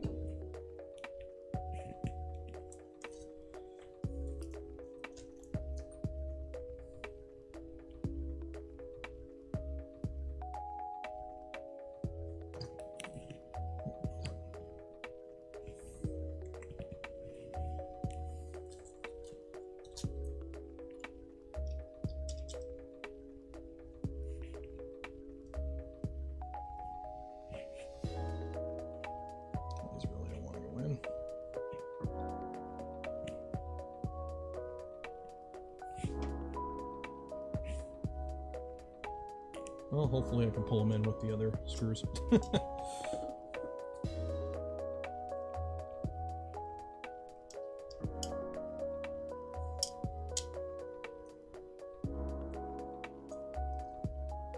Steve ran into issues to make your beam style extrusions. You should get whatever his fix was for the panels. Okay.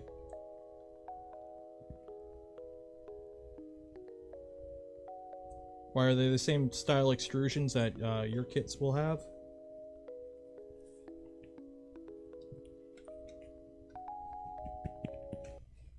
Wow, these... Wow, those really don't want to go in. Okay, well...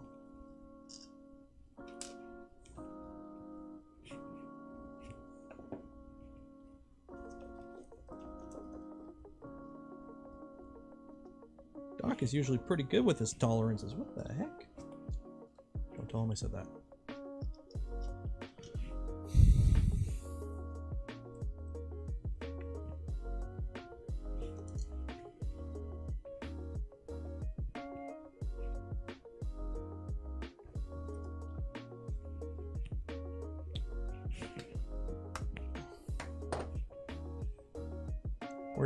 Where's Sandy? I don't know. I'm not her mom. She's allowed to come and go as she pleases.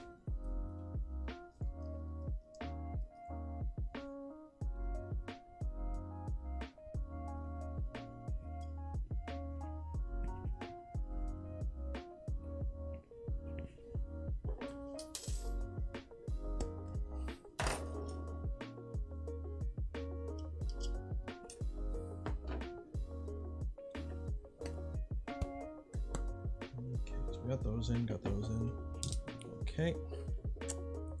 So now insert the M3. Okay, step 7. Okay. So we got to build the latch arm. So, oh, these don't have the Voron logo on them. What the heck? Oh, wait, these are the updated ones. Wait, what? Oh, there's the Voron logo. I'm looking at the wrong piece. Okay. So, M322 screw.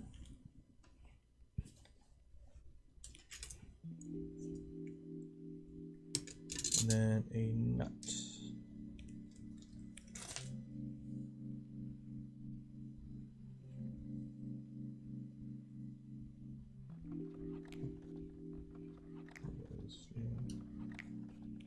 So that goes there, that goes there. This goes here, so this goes in here.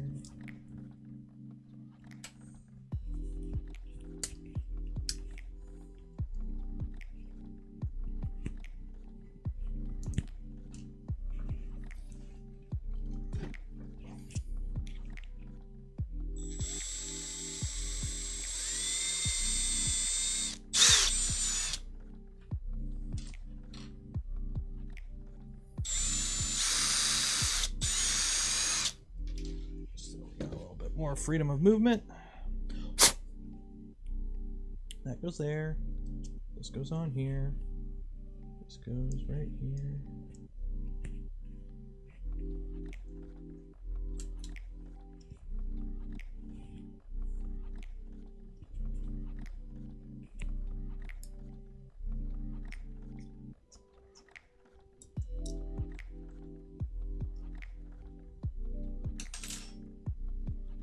Okay.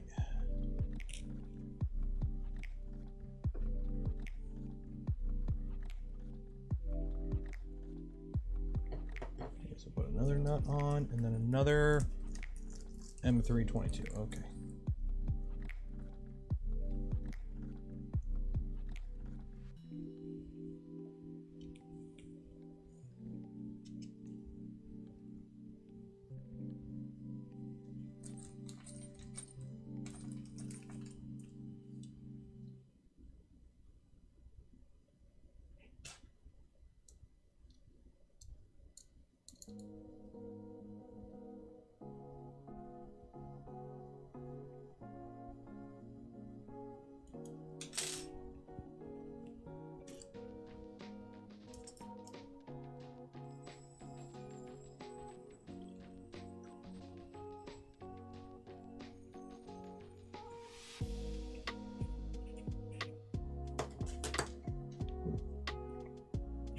That's not lined up.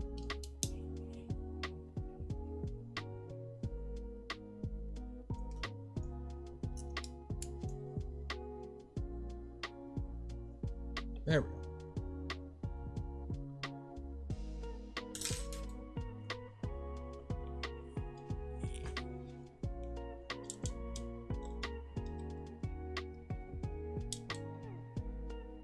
Okay. Now we're going to do the same thing on the other side.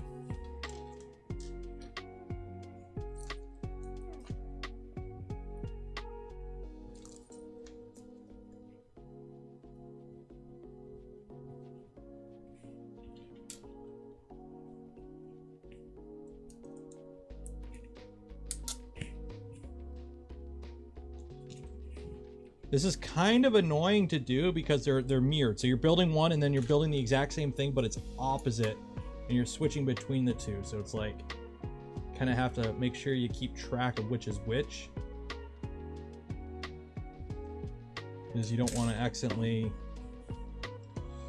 build it backwards, I guess,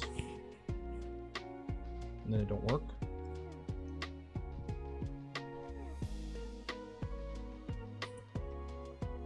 Oh wait, I should have drilled that out.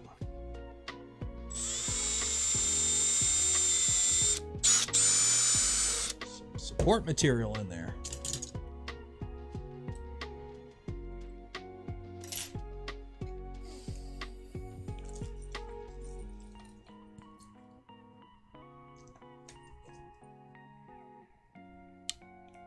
I'm missing. Oh, no, there it is. Like, am I missing a screw?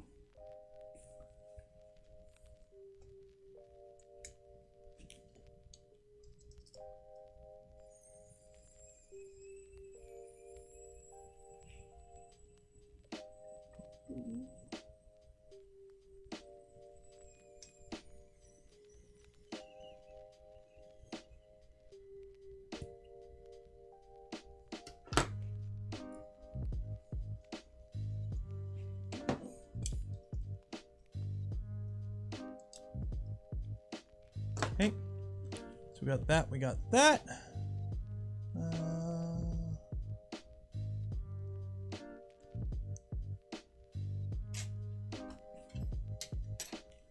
What are you guys going on about in chat? Use a steel M3 washer, spring, and an M3 nylon washer to assemble tension bolt as... Okay.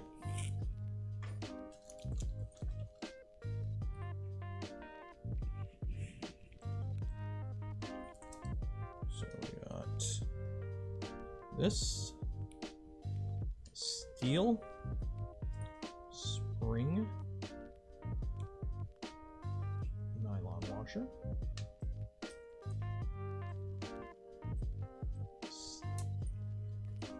steel, spring, nylon washer. Get this, get this. Use the acetal dowel. Ooh, acetal, fancy. Where's that? In. Ooh, that snap. You guys hear that snap?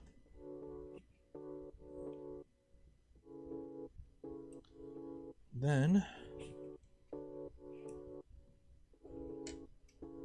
let's go in here.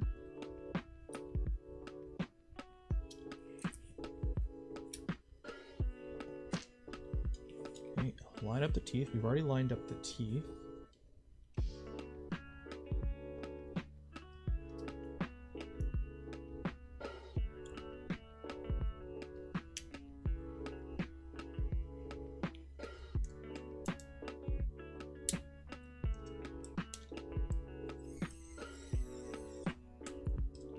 Oh, this is gonna be fun.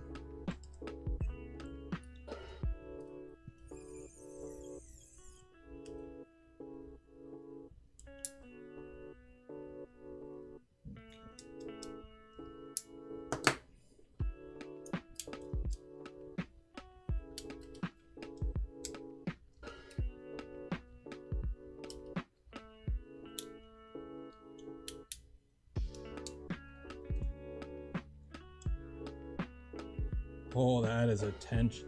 That is some tension.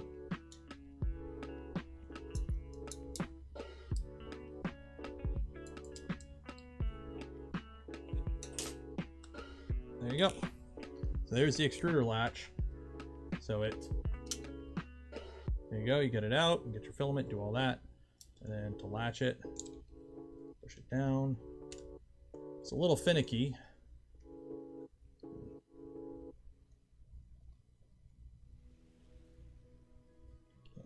Over.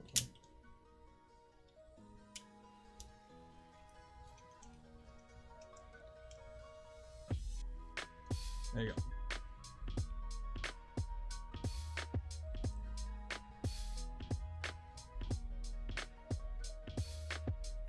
Okay, there's one.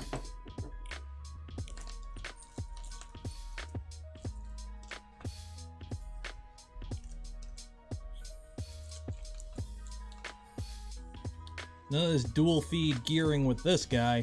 Old school. You want an idler or a smooth idler? All you get. You're lucky you're not cutting your gears right into the bolt.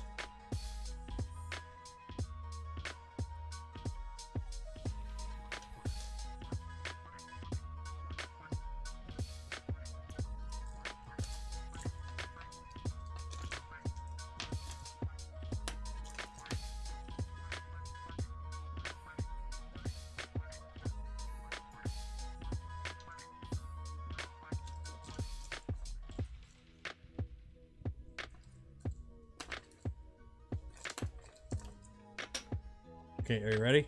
Are you ready? You guys ready? Hopefully the noise canceling doesn't kill it. Ready?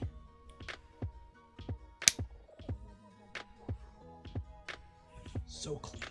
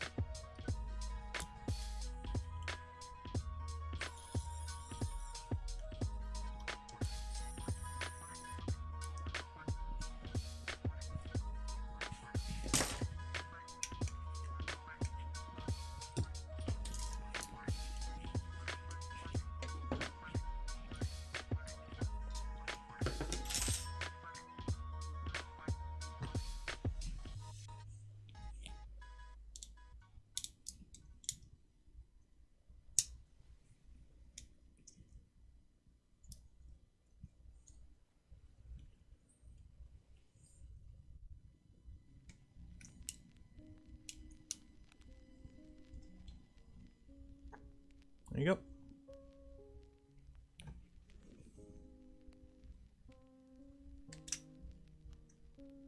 There's your spring. There goes there.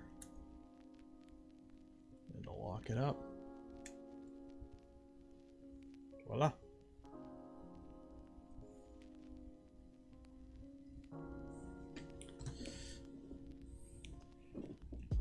Okay, so now I need to put the motor on.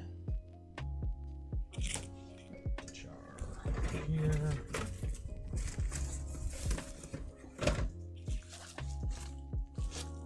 And like the good old days, we're gonna have absolutely no lack of power when it comes to our extruder motors. Because, you know, why not use a big 84-ounce motor for your extruder? Why not? You got it.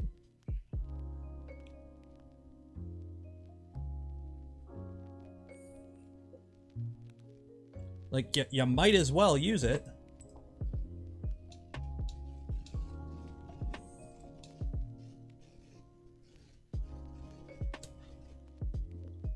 Okay, so you want the motor mounted.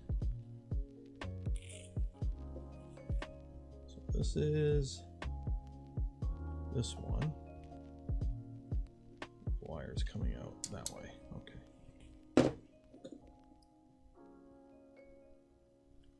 And 3/8 with washers.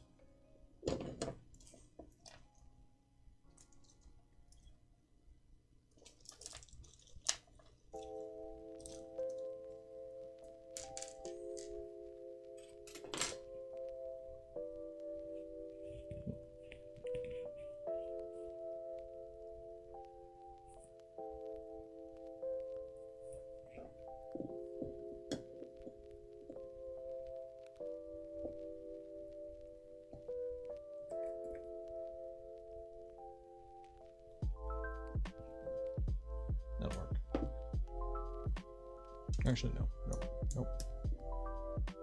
Rotate it another 180. There we go.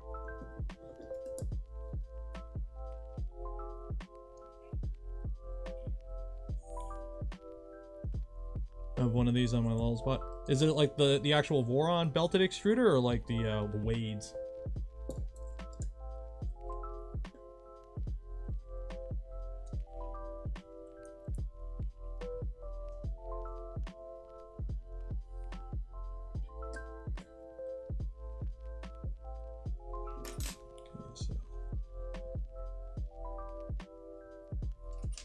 Should still have some movement here. This is how you tension it. In a second here.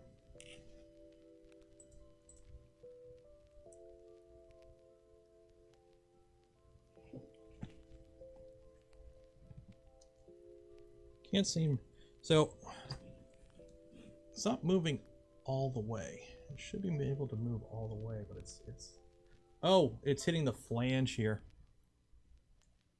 Is there something I was supposed to remove? Nope. It's hitting the step here.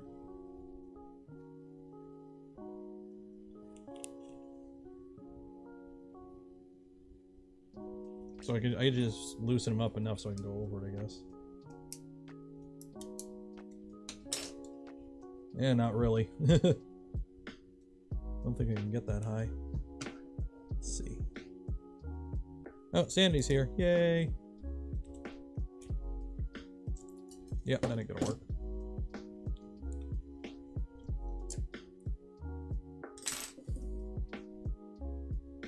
Yeah, that ain't gonna work, unfortunately.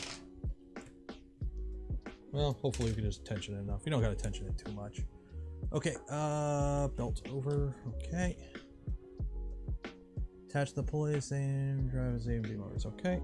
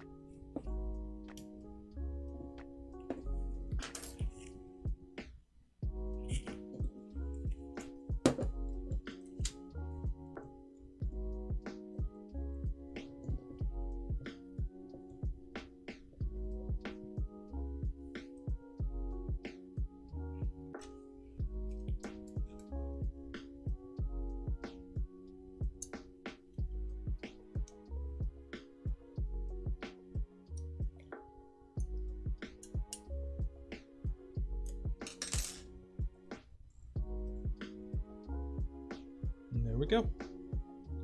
One assembled 2016 era belted extruder. We could probably put a pancake on here, let's be honest, but YOLO. Go big or go home. Or in my case, put the motor on the wrong way. Shit, I gotta rotate it.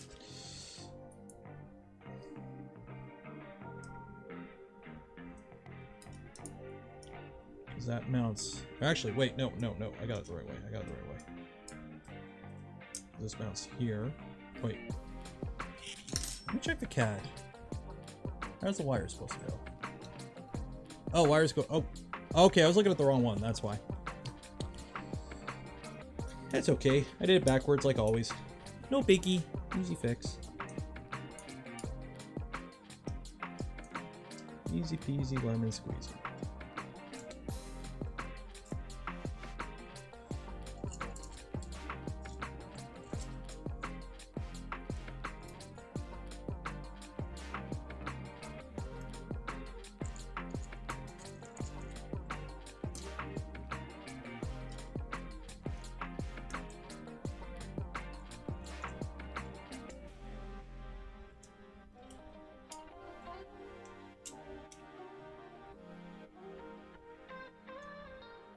Love to see a Voron jetpack.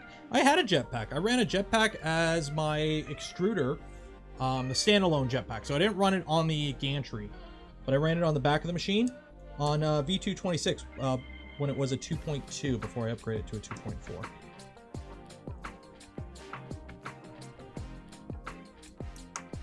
It works just fine.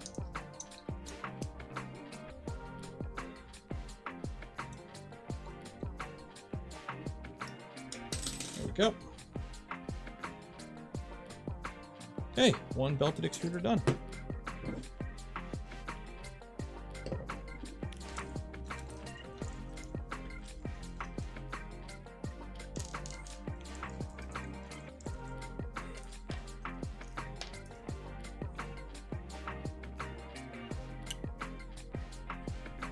Make the Chimera dual direct drive. It's been done. It's an affront to the Lord, but it has been done. It is an abomination. Because, let's be honest, 8mm screws don't hold that much weight. And they like to bow. So, you can't go too crazy putting weight on the tool head of one of these. That was one of the big issues I had on my, my V1.5. It was 300 on the XY, and it was still 8mm rods. So... in the middle, the tool head sunk a little bit because it was a long span. That's the problem with going with rods, is you can't support them mid-span. So on long spans, you have issues where you just like, you can't keep it, it just don't work.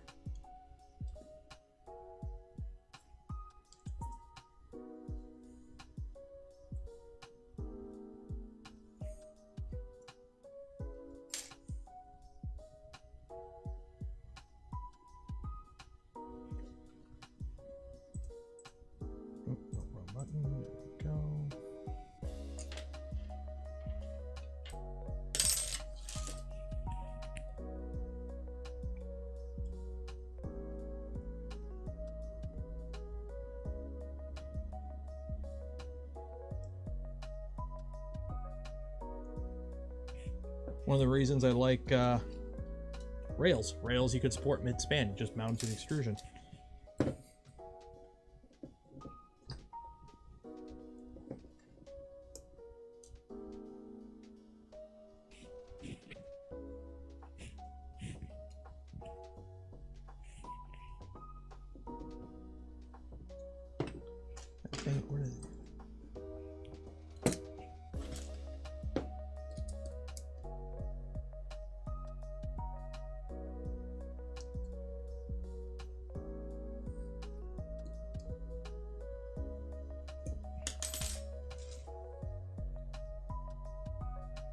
There we go.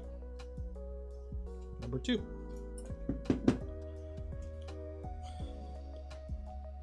Install the BSB Voron 2 connector in the top.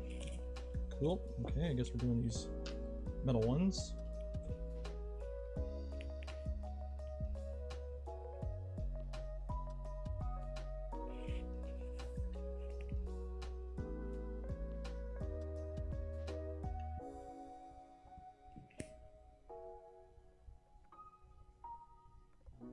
The Chimera came with some because those are a little, yeah, those don't work.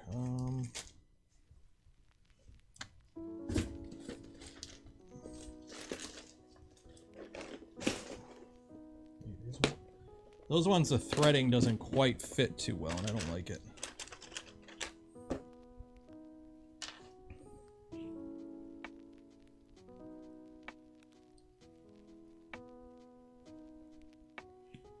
Yeah, they screw in on an angle.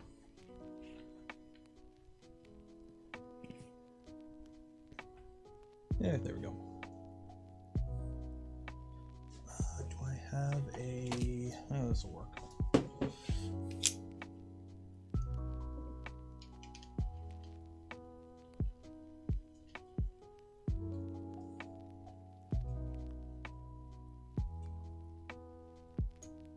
Be interested in a limited run of mini leg. What do you mean mini? How big?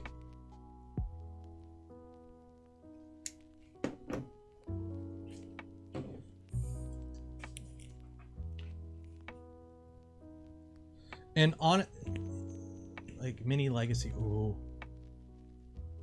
It's in the ants repo. How big?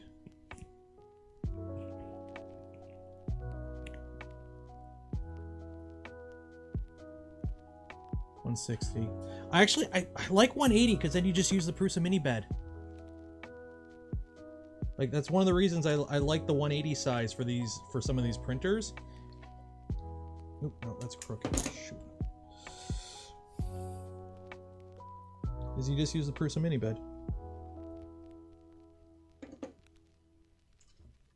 Wow, these are easy to cross thread.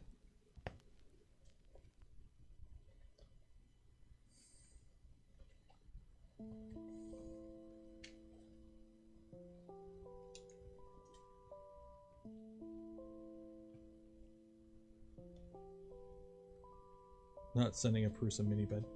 Well, it doesn't have to be a legit Prusa bed. No, that's cross-threaded. Shit. Oh well. I don't think it matters. Because it just feeds the filament down into the tube. Okay. There's that.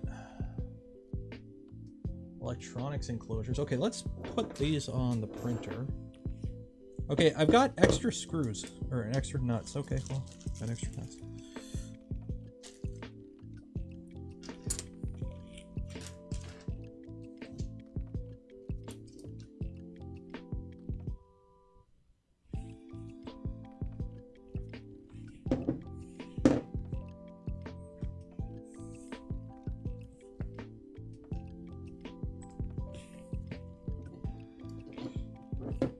Actually, a mini legacy, I wouldn't want to do 50-15.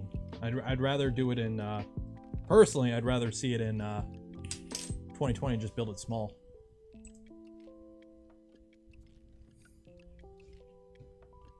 That's what I would do. But I don't run a company that sells printer parts, so I have really no control over that. Because while 50-15 is fun, once you build a couple printers with it, it starts getting annoying. Okay, so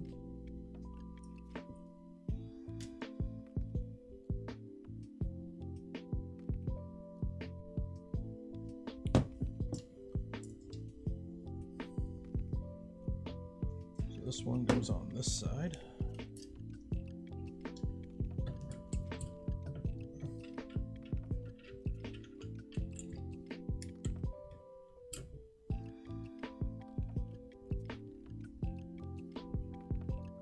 Oh wow, that is tight.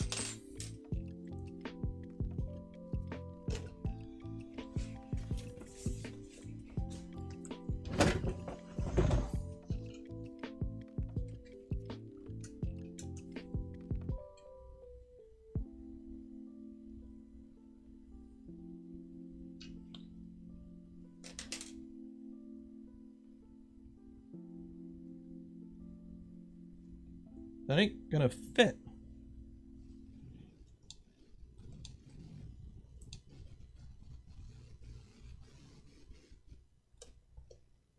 That ain't gonna fit. Max, are you in chat? Got a little bit of a technical difficulty. That don't fit there.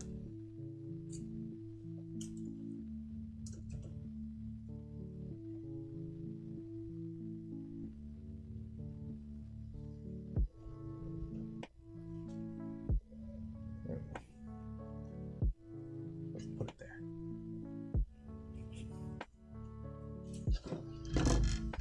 Like, I know it would be cool if parts could phase through parts. It would save a lot of time and hassle building these. But unfortunately, they do not. So we do have to obey the laws of physics when we build our printers. There we go. That works. The extruders are on.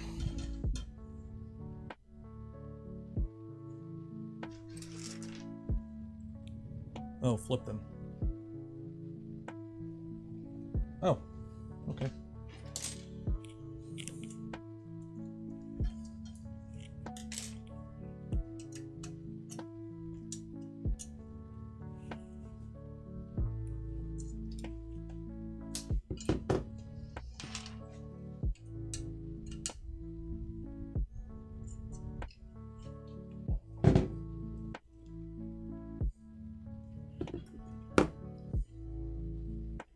No, I can't flip them because they're mirrored. They're...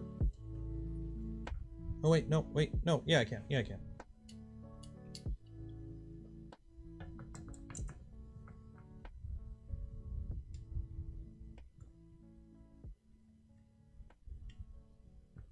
Of course, now the stupid text nut doesn't want to work.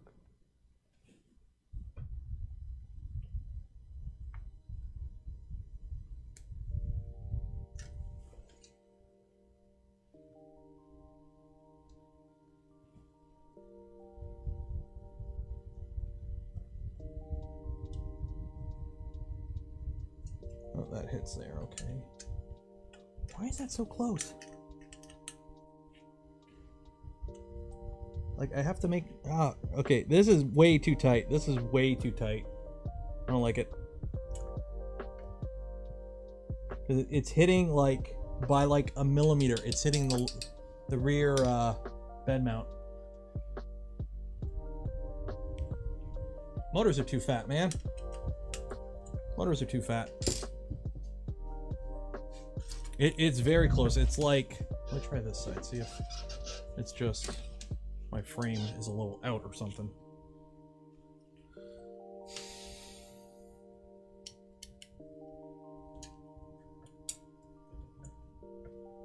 I don't want the motors touching. Yeah, see, okay, this side fits fine.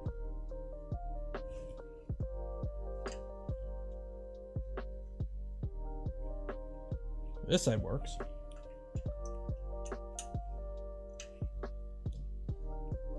What's going on with this side?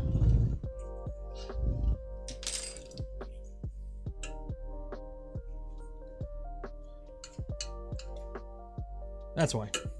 That is why. Crooked up top here.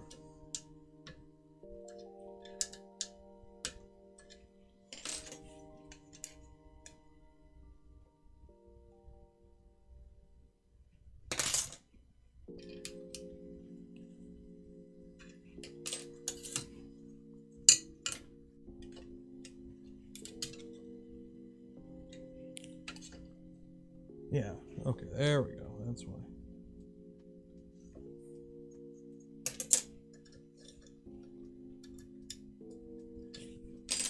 Now I gotta bring the bed all the way to the top.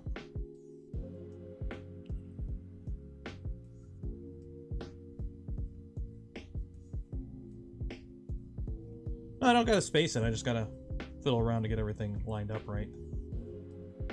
The top mounts on this side were a little eh.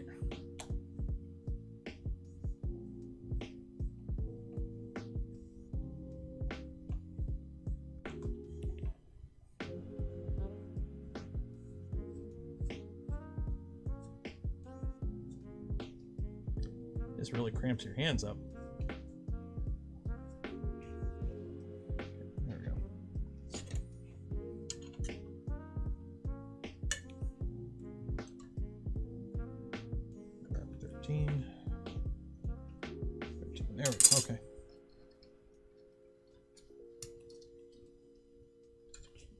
this guy can now mount in here. There should be enough room. There we go.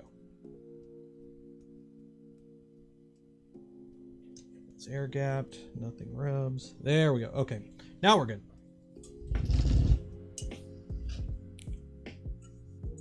Cool. Okay.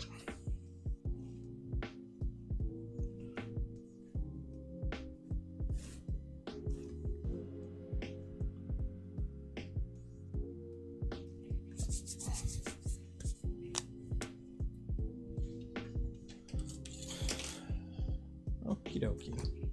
What time are we at? Okay, we still got 45 minutes. Remember, if you haven't entered yet for your chance to win some Polymaker filament, link in the description. So if you want to help support the channel, content I create, things I do, links in the description as well for that. Affiliate links don't cost you anything extra, and you can get some cool filament like from Polymaker. Also consider subscribing, becoming a member of the channel. It goes a long way in helping support the things I do. Ramps box! Heck yeah. I love me some ramps. Look at this. Look at this. It's a box to put a ramps in. Just like Grandma used to do. Where is it? Where is it? There it is.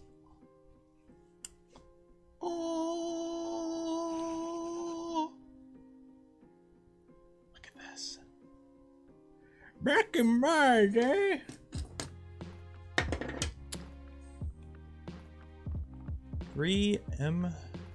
Two M316s and one M330.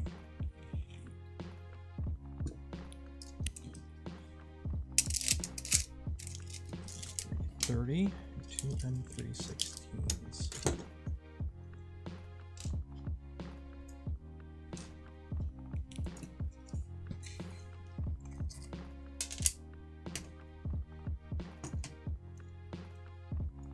Oh yeah, we got DRVs.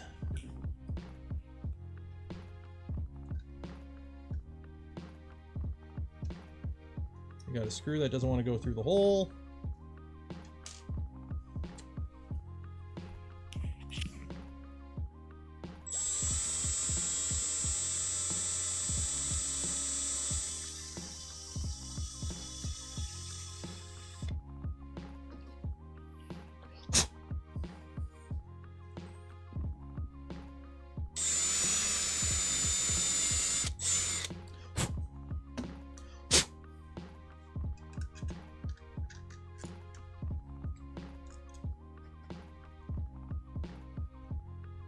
Just a little bit of alignment issue. Holy shit.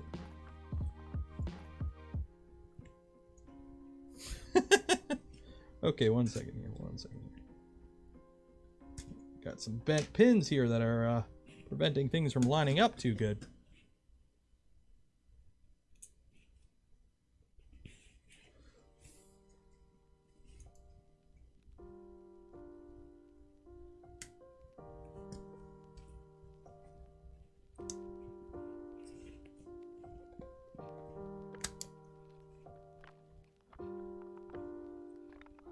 Just want to go in that hole. This does not line up at all.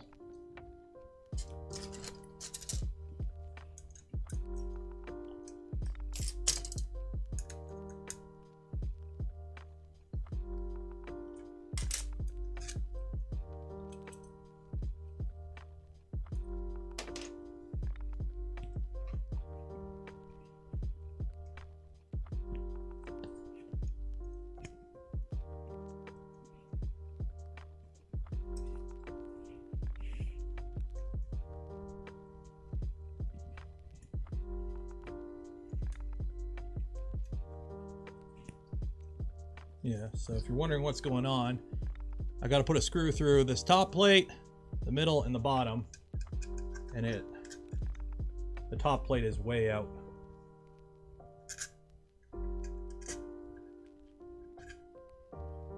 By like a lot. Now, I don't know if I have another one of these plates. Don't drill the board. There's absolutely no wiring by that area of the board. And the screw wouldn't fit through it before, so either I drill through it or I throw it in the garbage, one or the other. The board is supposed to be 4mm. Yeah, there's absolutely no traces by that area. There's no traces whatsoever by that area.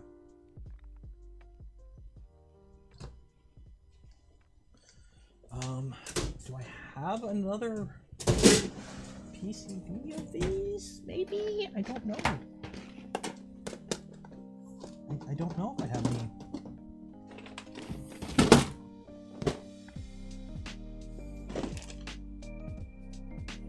I got a RoboDin one, but I don't know if they're the same.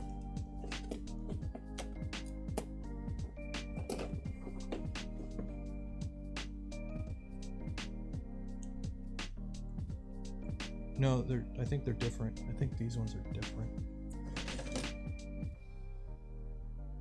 Yeah, those don't line up. Shoot. Yeah, I don't have one. I don't think I have one.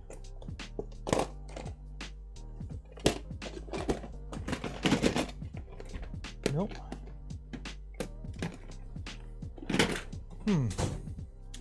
Look what Max wrote.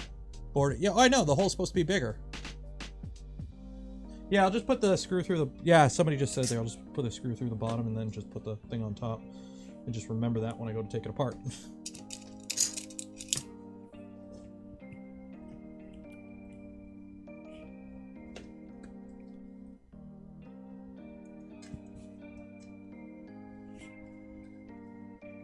And I do try to read the chat. Problem is chat goes by kind of quick and there's also a delay. So you may say something, but I may not be looking at it, and by the time I come back, it's gone.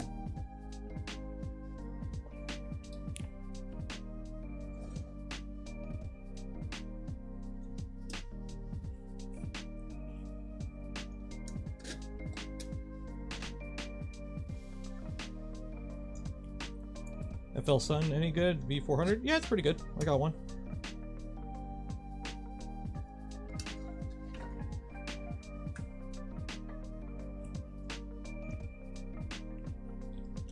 Go. Thing that don't line back on. Go. Hey, look. We got a ramps in a box. Need our cover. Get my fan. No, that don't fit in there.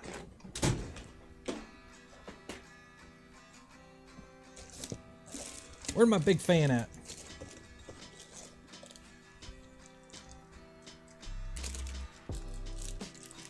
High density HDPE chat.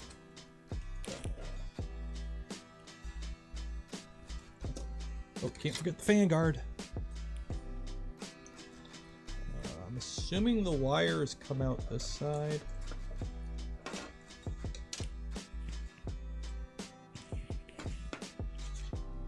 There's like a notch for the wires. Didn't say anything. Nope.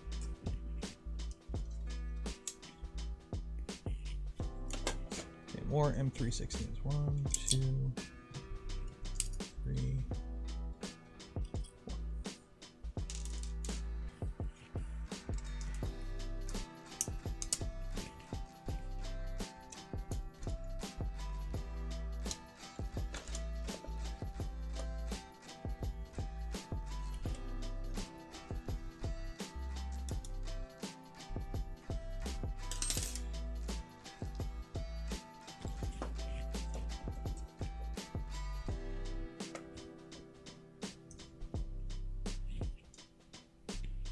There we go.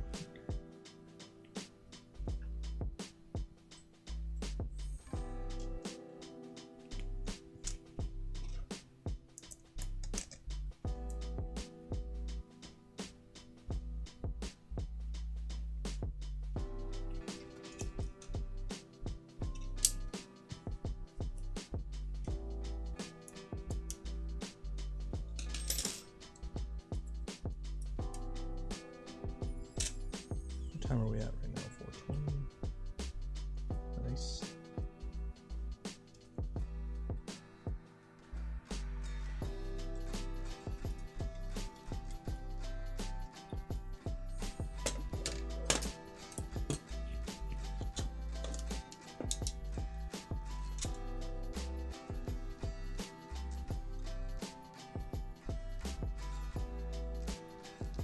Okay. So we'll put that together, we'll put that together. I need to get some filament.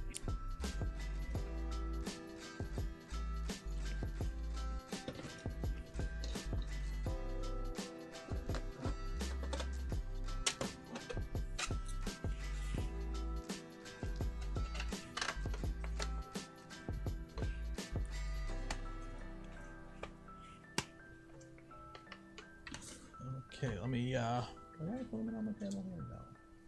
Well, sort of. Filament. Where do I got a good filament? Where's the good shit at? No, I took that off the printer. That means it should be right here. There we go.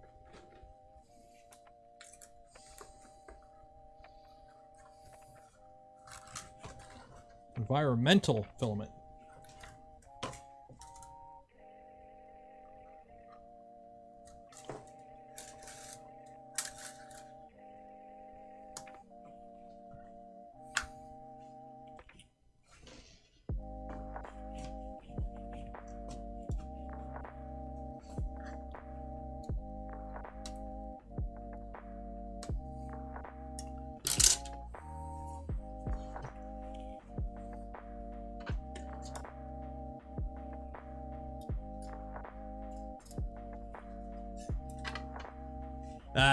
That is an electronics enclosure. Then you put an M38 right here. Lock it.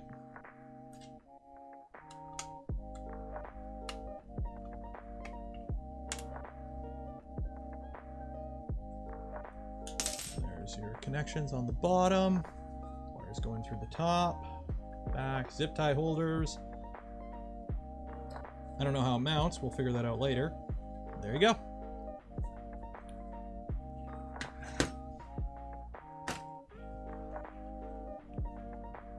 Okay, so power box now. That. SSR. Okay, attach the wires to the SSR.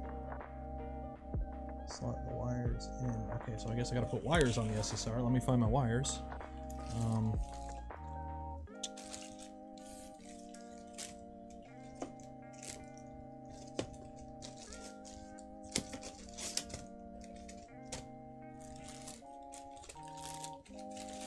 assuming it's in this bag.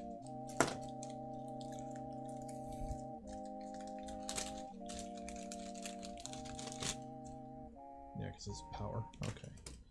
So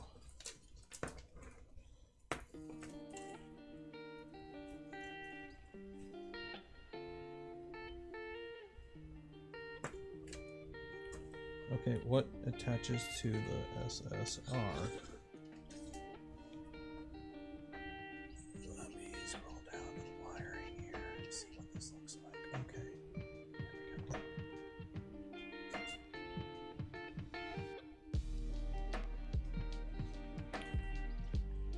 Okay, so I got some blue.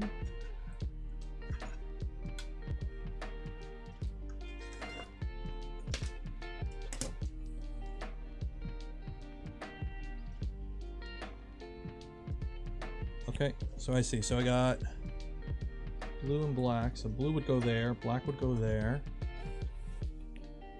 And then on the other side,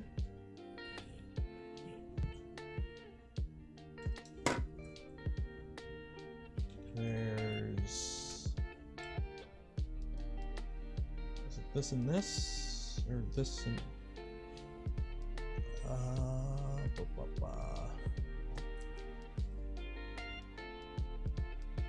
So here's your bed connector. Okay, so let me start with the bed connector. Okay. So these go all the way to there. So these got to be the SSR ones. So these got that, because this got to go in the box. So.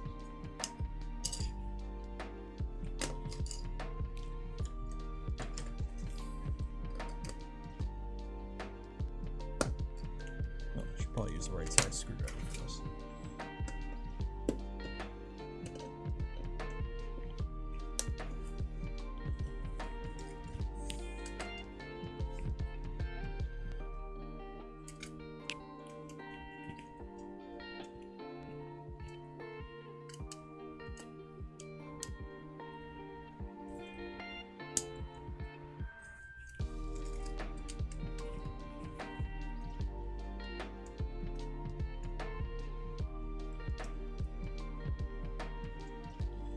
You know why I'm using this, Max? So it was the first one I found.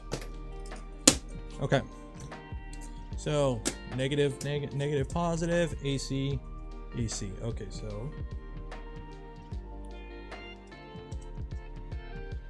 goes there. That goes there.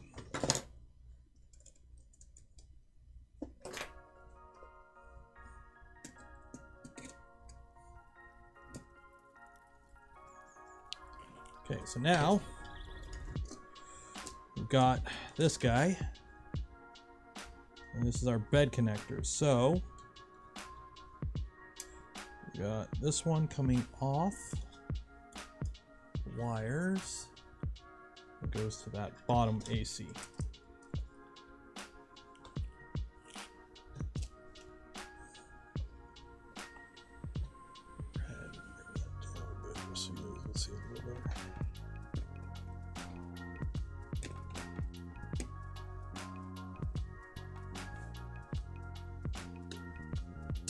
Okay. The other side goes to the power supply.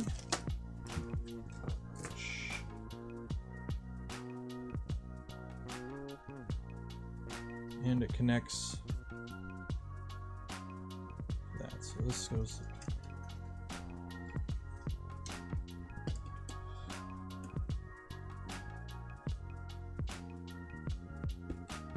There we go.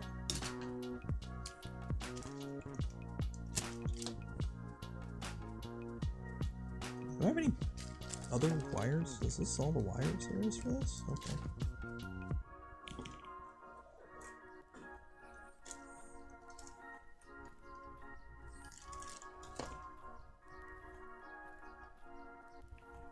Okay, so now I gotta go all the way back up.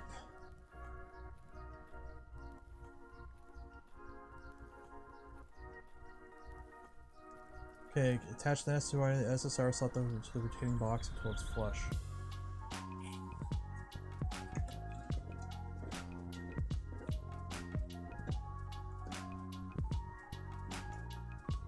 Okay, so I'm assuming.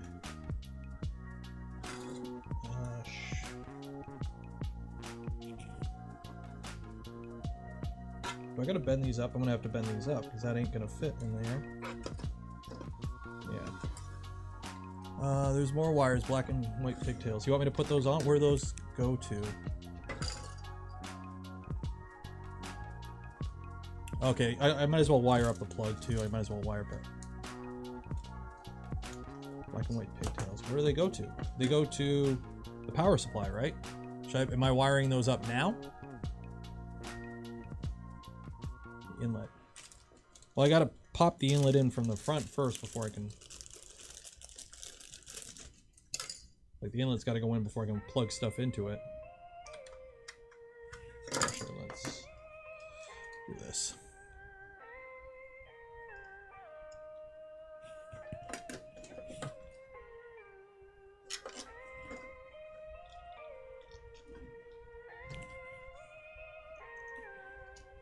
Ground.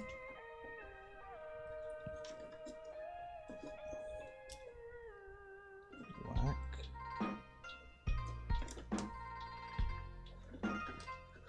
White.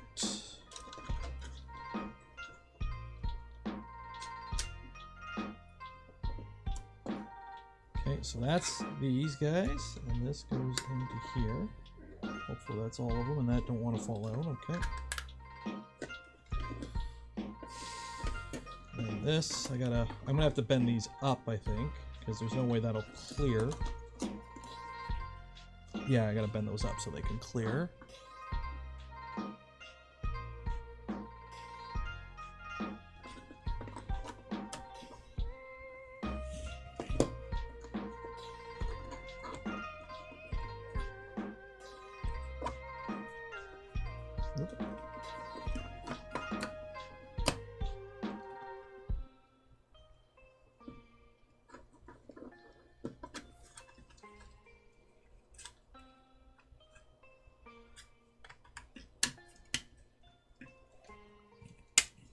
There we go. Okay, that's in. Ooh, that's tight. Okay.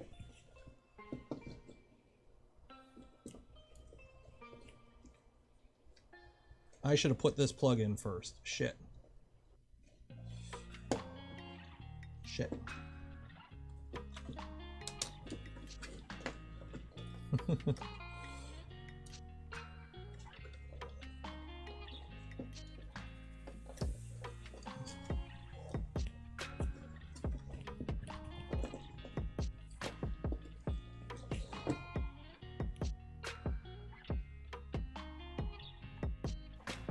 I gotta put the connector through. Which way does the connector go? Oh, okay, knobbing up.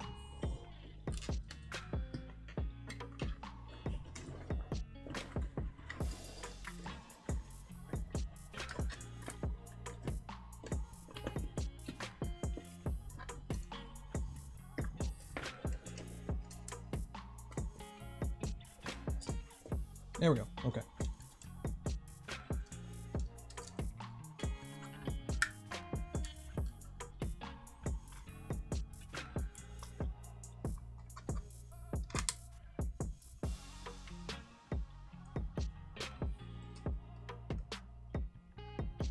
Now where do these wires go? Do they come out the bottom? Where do these wires go?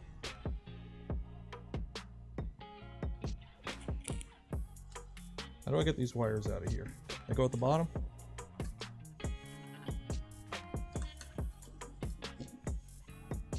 Were they supposed to put these through the bottom first? Because I think the power supply fills the whole top.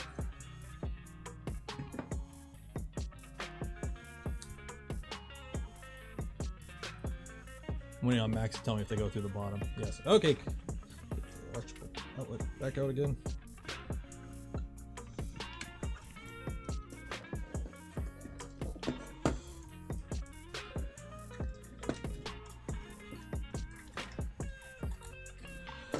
I have to undo that guy.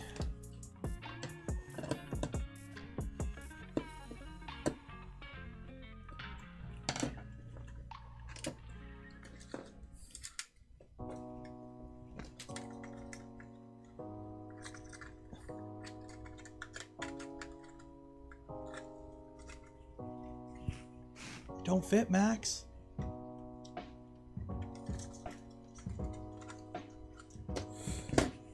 Don't go. It don't go. Oh, oh.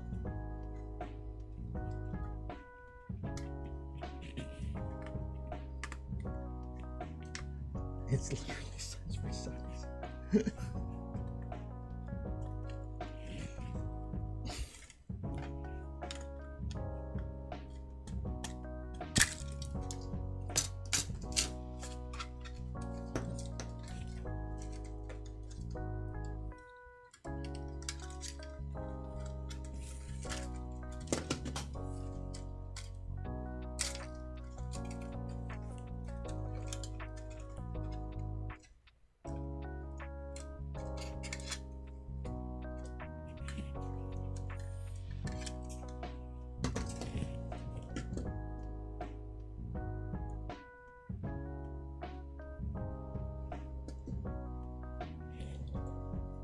Okay, what color was on that again? Where do these guys go? Oh, these are for bad or no power. Okay.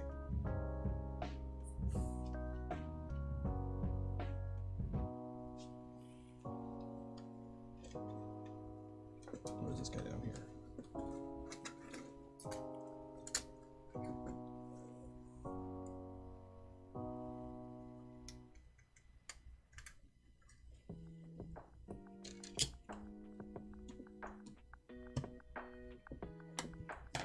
Okay, so there's 12 volt.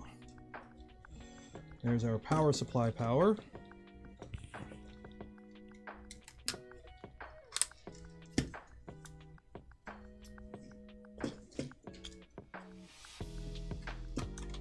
I'm not even going to try and put the cover back on.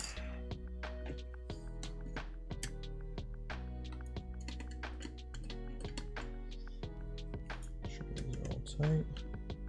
It's all insulated. So we should be okay. I think, do we put the power supply in it now? Yeah, power supply in.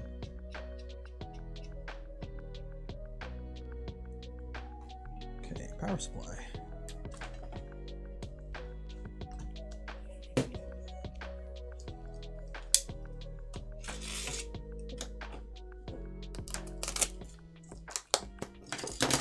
This is massive. Like, I have an LRS 212 still that I could use, but it doesn't fit the case. So instead, we're using the big old chonky boy that was standard back in the day, and it's still only 200 volts. Oh wait, sorry. 201 volts. Or watts. Yeah, 201 watts.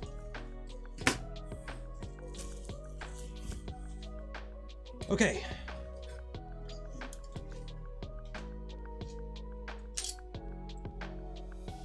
Now let's wire all this up.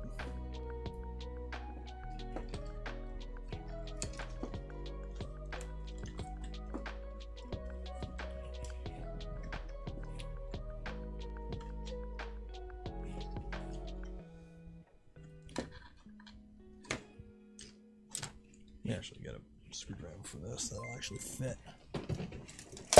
891, $2. Cheers. Trident 2.4 reliability, less hassle.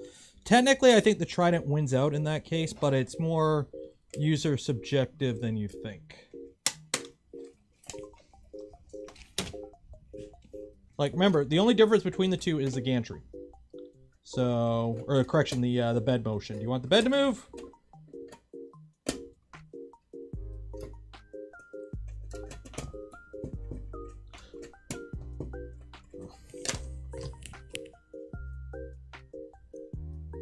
Why are you saying sparks? No sparks. Don't you put that pox on me. Alright, so what do we got? We got black for live.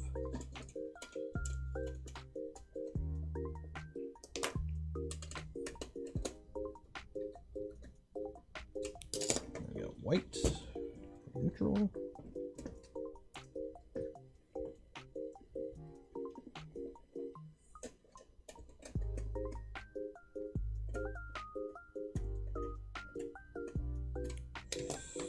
Green for ground.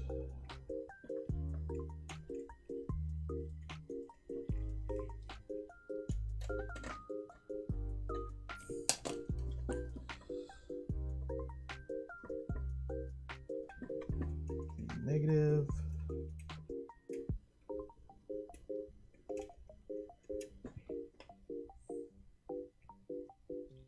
I really don't want sparks, guys.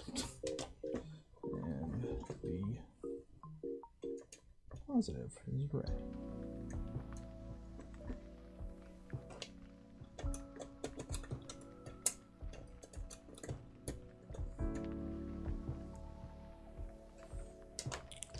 Okay, so that looks like that.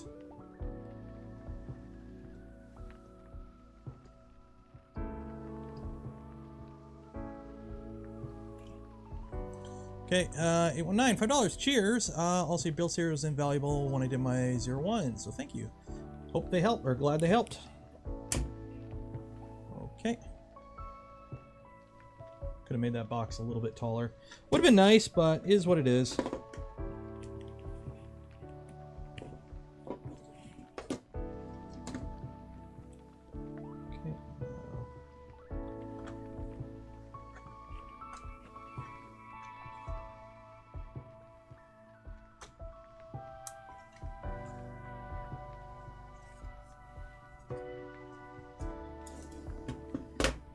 Actually, let me turn it on before we close it up, just to make sure we don't get sparks before I actually connect it to anything. So off. Make sure we get at least a green light. Okay, there we go.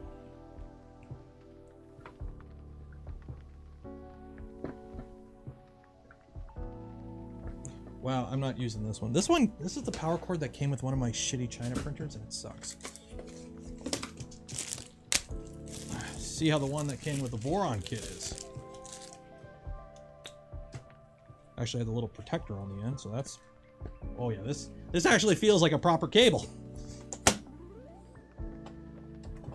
I can tell there's actually some thick wires in this thing.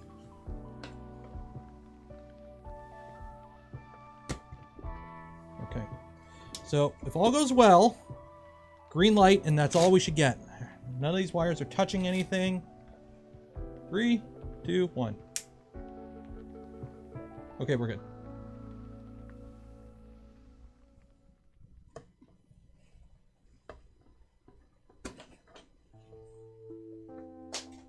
There we go. Center it properly. No. I only take the time to do that when I'm doing, Oh, do I gotta spin this around? I gotta spin this around.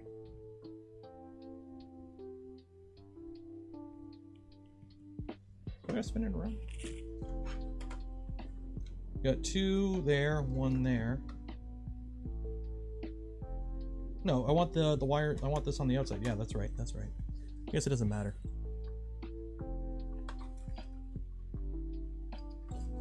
Yeah, we're missing a screw here. Yeah, we're missing a screw hole, or a screw there. You got 2 and 1 and 1 and 2. It's mirrored. Because this actually goes back here. Yeah, so this is the, yeah, this is the right way. So yeah, the holes are mirrored. Okay, what size screws hold this together? Yeah, that's, I'm just gonna use 2.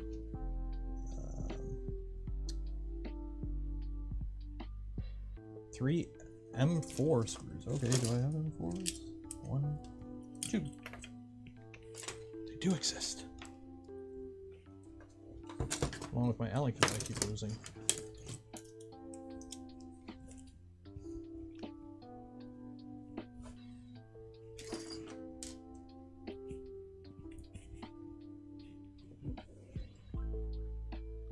Stepper online is different than the original. That makes sense. Like, it's a non-structural component. I'm sure 2 screws is plenty enough.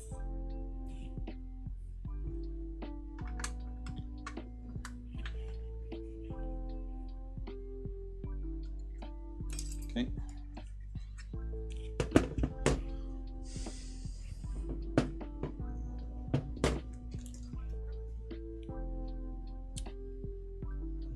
Screen together.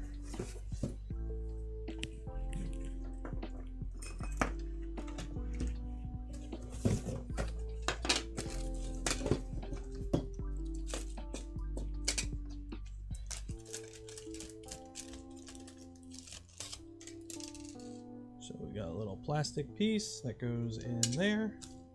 Is it orientated at all? Nope. Grab my 12864.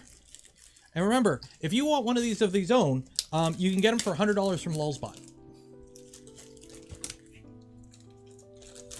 Or like 15 bucks on AliExpress.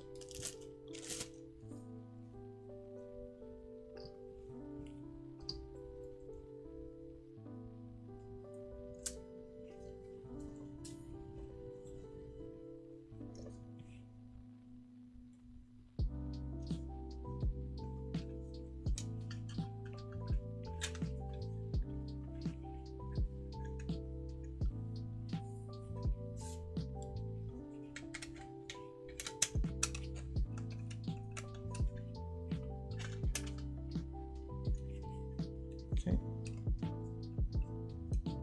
Does that line up? It doesn't line up too good.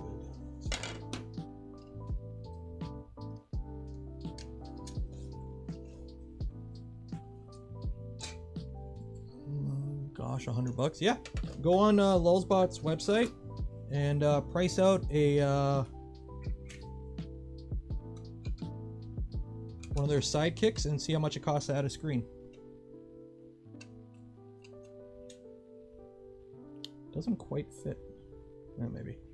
2 M316s. I'm running low on these M316s.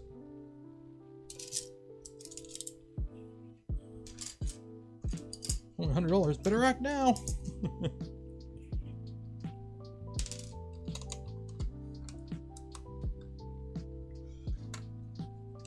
Yeah, it doesn't line. Yeah. Shoot, it's not lining up. So that lines up,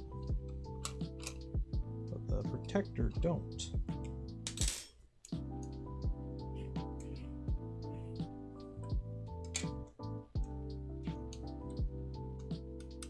And again, the screw holes are too small. Again, on this one, if the screws don't go in.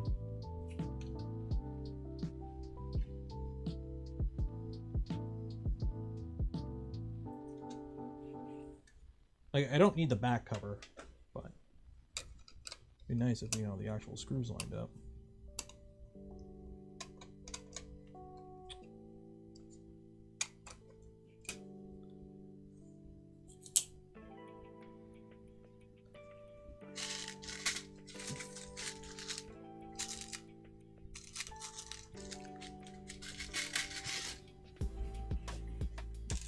Rocket with no cover.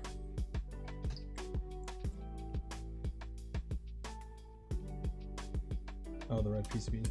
Are these some of the original one PCBs? Is that why?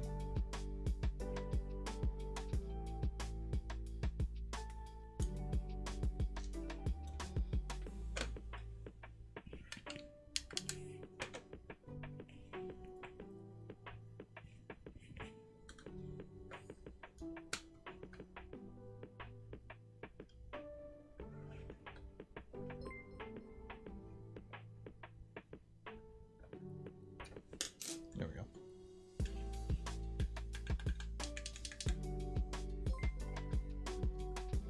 Yeah, we don't need no back cover. Okay, PCB. Always gifted memberships. Put it all together. Okay, so we've got like 5 minutes here. Okay, what do they need? So M5 with the T-nut. Max gifted 5 community memberships. Cheers. Thank you.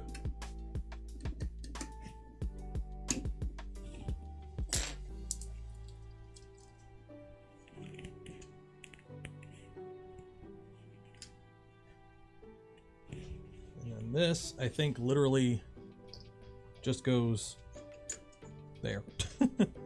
Wherever you want it.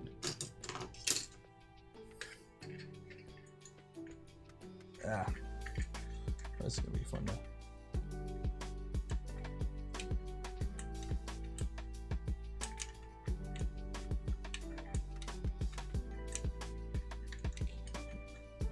A longer Allen key would be really nice right now.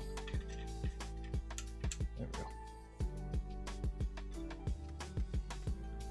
That goes there. Daniel, $20. Cheers. After the first print, it'll fall down. Yeah, most likely. Okay, put the screws on. Okay.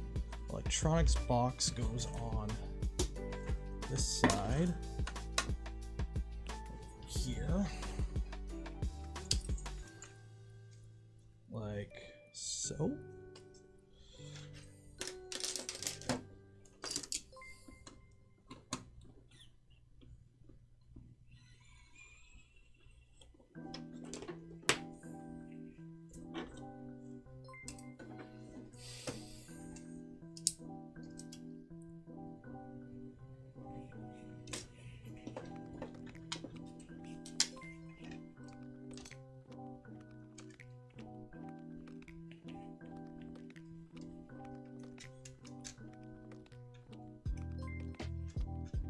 What's in the other box? Oh, are you talking about for my tweet last night? Which, if you're not following me on Twitter, at 3DPNero, it's a Cutie XF Carbon, I think is the model. Cutie. It's a really heavy box, I'll put it that way. And it's in my garage because I couldn't get it in the house last night. We got home from like an hour-and-a-half walk, and I'm like, what the heck is this?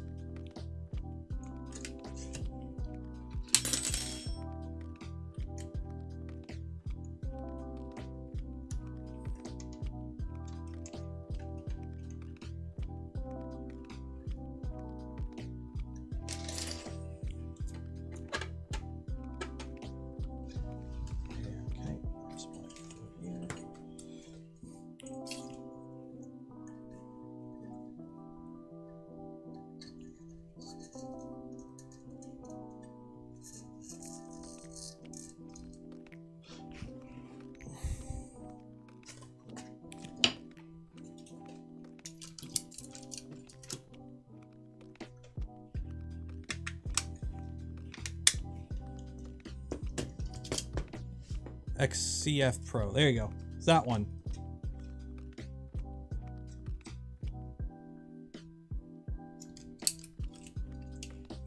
Considering how heavy the box is, I'm assuming it's a well-built printer. I've heard good things about it. I've seen a few other people have them, and I've seen reviews on it, which I try to avoid looking at reviews of printers that I may get, because I don't want my like opinion contaminated. But it's one of the printers I've been wanting to kind of get my hands on for a bit now. And now I got one.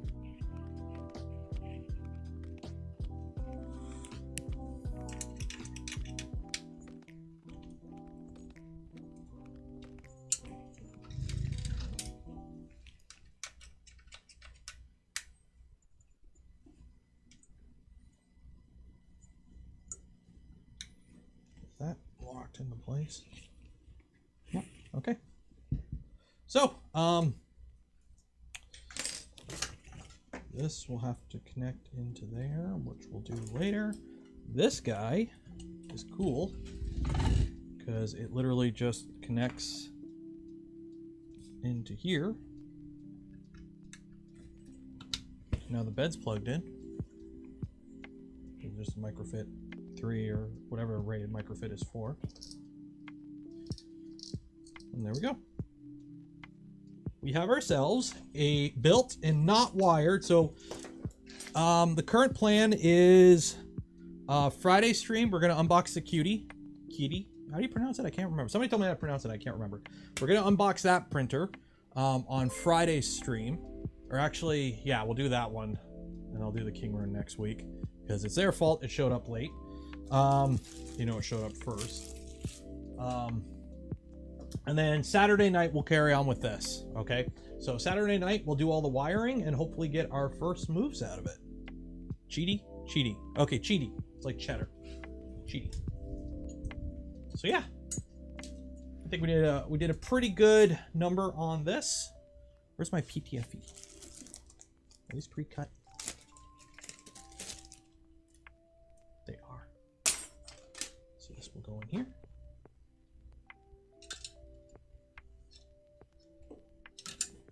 Goes in there. I'm just gonna rest it in there for now, just so we can get a picture.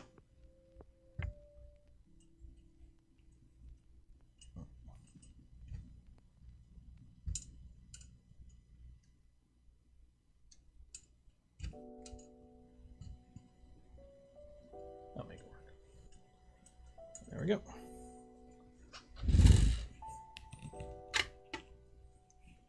A Voron. It just needs a wire. Cool.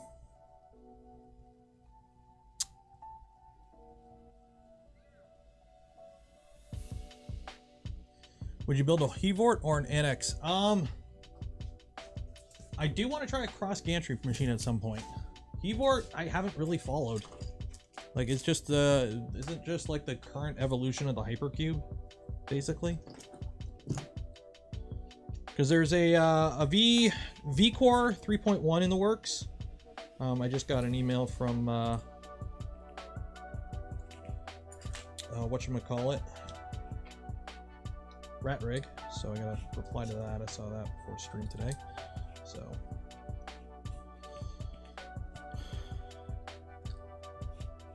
ball screws. Ball screws are overrated on a 3D printer. They're completely overkill and not necessary on a 3D printer. If you don't want to deal with lead screw wobble, go belted. There's no reason to invest in ball screws on a 3D printer. It is not needed at all. If you're doing XY motion, it would make sense. But on the Z, you have no need for the zero backlash because gravity takes care of the backlash, and the increased costs don't make it worth it. And if you go with the cheap ball screws, you got to go around and do all this other stuff to get them good because cheap ball screws are crap. Ball screws on a 3D printer, unless you're building like a super overbuilt massive one, are a complete waste in my opinion. what even is a ball screw?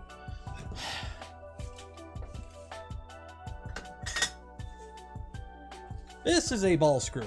So it's like a lead screw, only the actual nut has ball bearings in it, and they ride inside the grooves on the lead screw. This is a THK, I think it's a 16 mil ball screw. This thing costs several $100s. Okay, this is a good ball screw.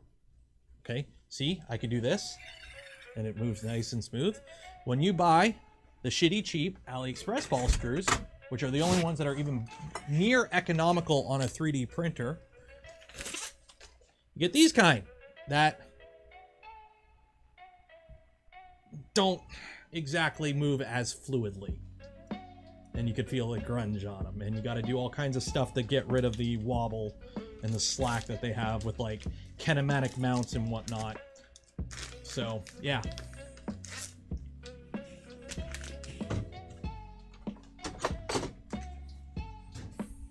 Overkill on a 3D printer, not needed. Okay. What am I doing with ball screws? What, you don't have ball screws lying around?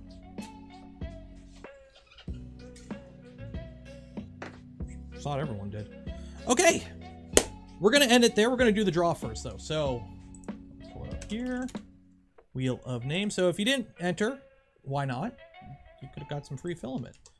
So, better luck Friday. Close it off. Accept your responses. Great. So every stream we give away a spool of filament courtesy of Polymaker.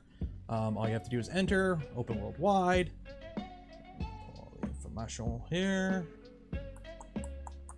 And if you win, you get an email from me after the stream ends. You just fill out a little form and get filament sent to you. A couple days to a couple weeks, depending on where you live in the world. Oh, Max is out. Bye, Max. Okay. When members stream?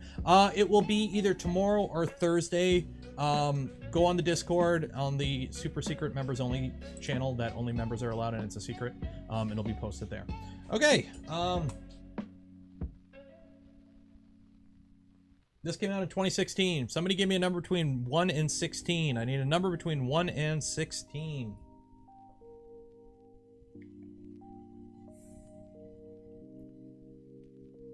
I can work with 12. 1, 2, 3, 4, 5, 6, 7, 8, 9, 10, 11, 12. Round it goes. Where it stops, some random computer algorithm probably already knows.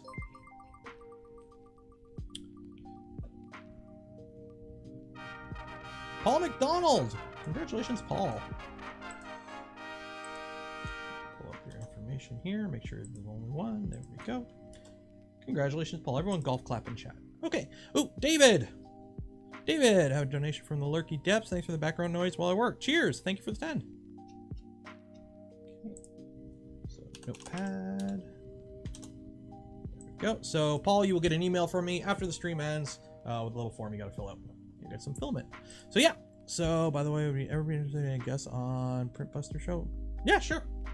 Just give me a date, time, and I'll let you know if it works. Okay, we're gonna call it there because I gotta go pick up the little guy at daycare, and I need to eat because intermittent fasting and calorie deficient diets suck, and I'm starving. So yeah, we'll carry on Saturday. So Friday we're gonna do a print and chill with the Cheedy XCF Pro. We'll unbox that. This guy will sit in the background, and then we'll carry on wiring this up Saturday. Hopefully get it printing, or at least pushing plastic. And if we get it working Saturday, the plan is we won't do next Friday's stream. Will be a print and chill stream just with this machine. Okay, so I want to get it pushing plastic Saturday, but if we don't actually get it printing, that's fine because we're going to do that the next Friday. So that's the thing. Doggo's upstairs. I could check and see if he's here before I call it. No Doggo. So we're going to end it there. Shout out to Polymaker for the spool of filament that we'll give away every stream. For those that donated to the stream, became members of the channel, or gifted memberships to others, I thank you. I would not be able to do the things I do and create the content I create without your continued support. You make it all possible. Shout out again to RCF for sending this kit. It's not a review kit. It's not a paid kit. You can't buy it, and this was something he did out of his own pocket, so I don't need to do a disclosure, I don't think. I don't know. But this is fun. I just love how simple it is. Like 2 streams, and we just got to plug in the wires. Like literally in an hour, we could have this moving if I really wanted to. I just don't have the time. So yeah, we are going to call it. It's Tuesday. It's fortunately not near the weekend yet. Not even hump day yet. But be safe out there. Wash your hands. Enjoy the rest of your week. Cheers.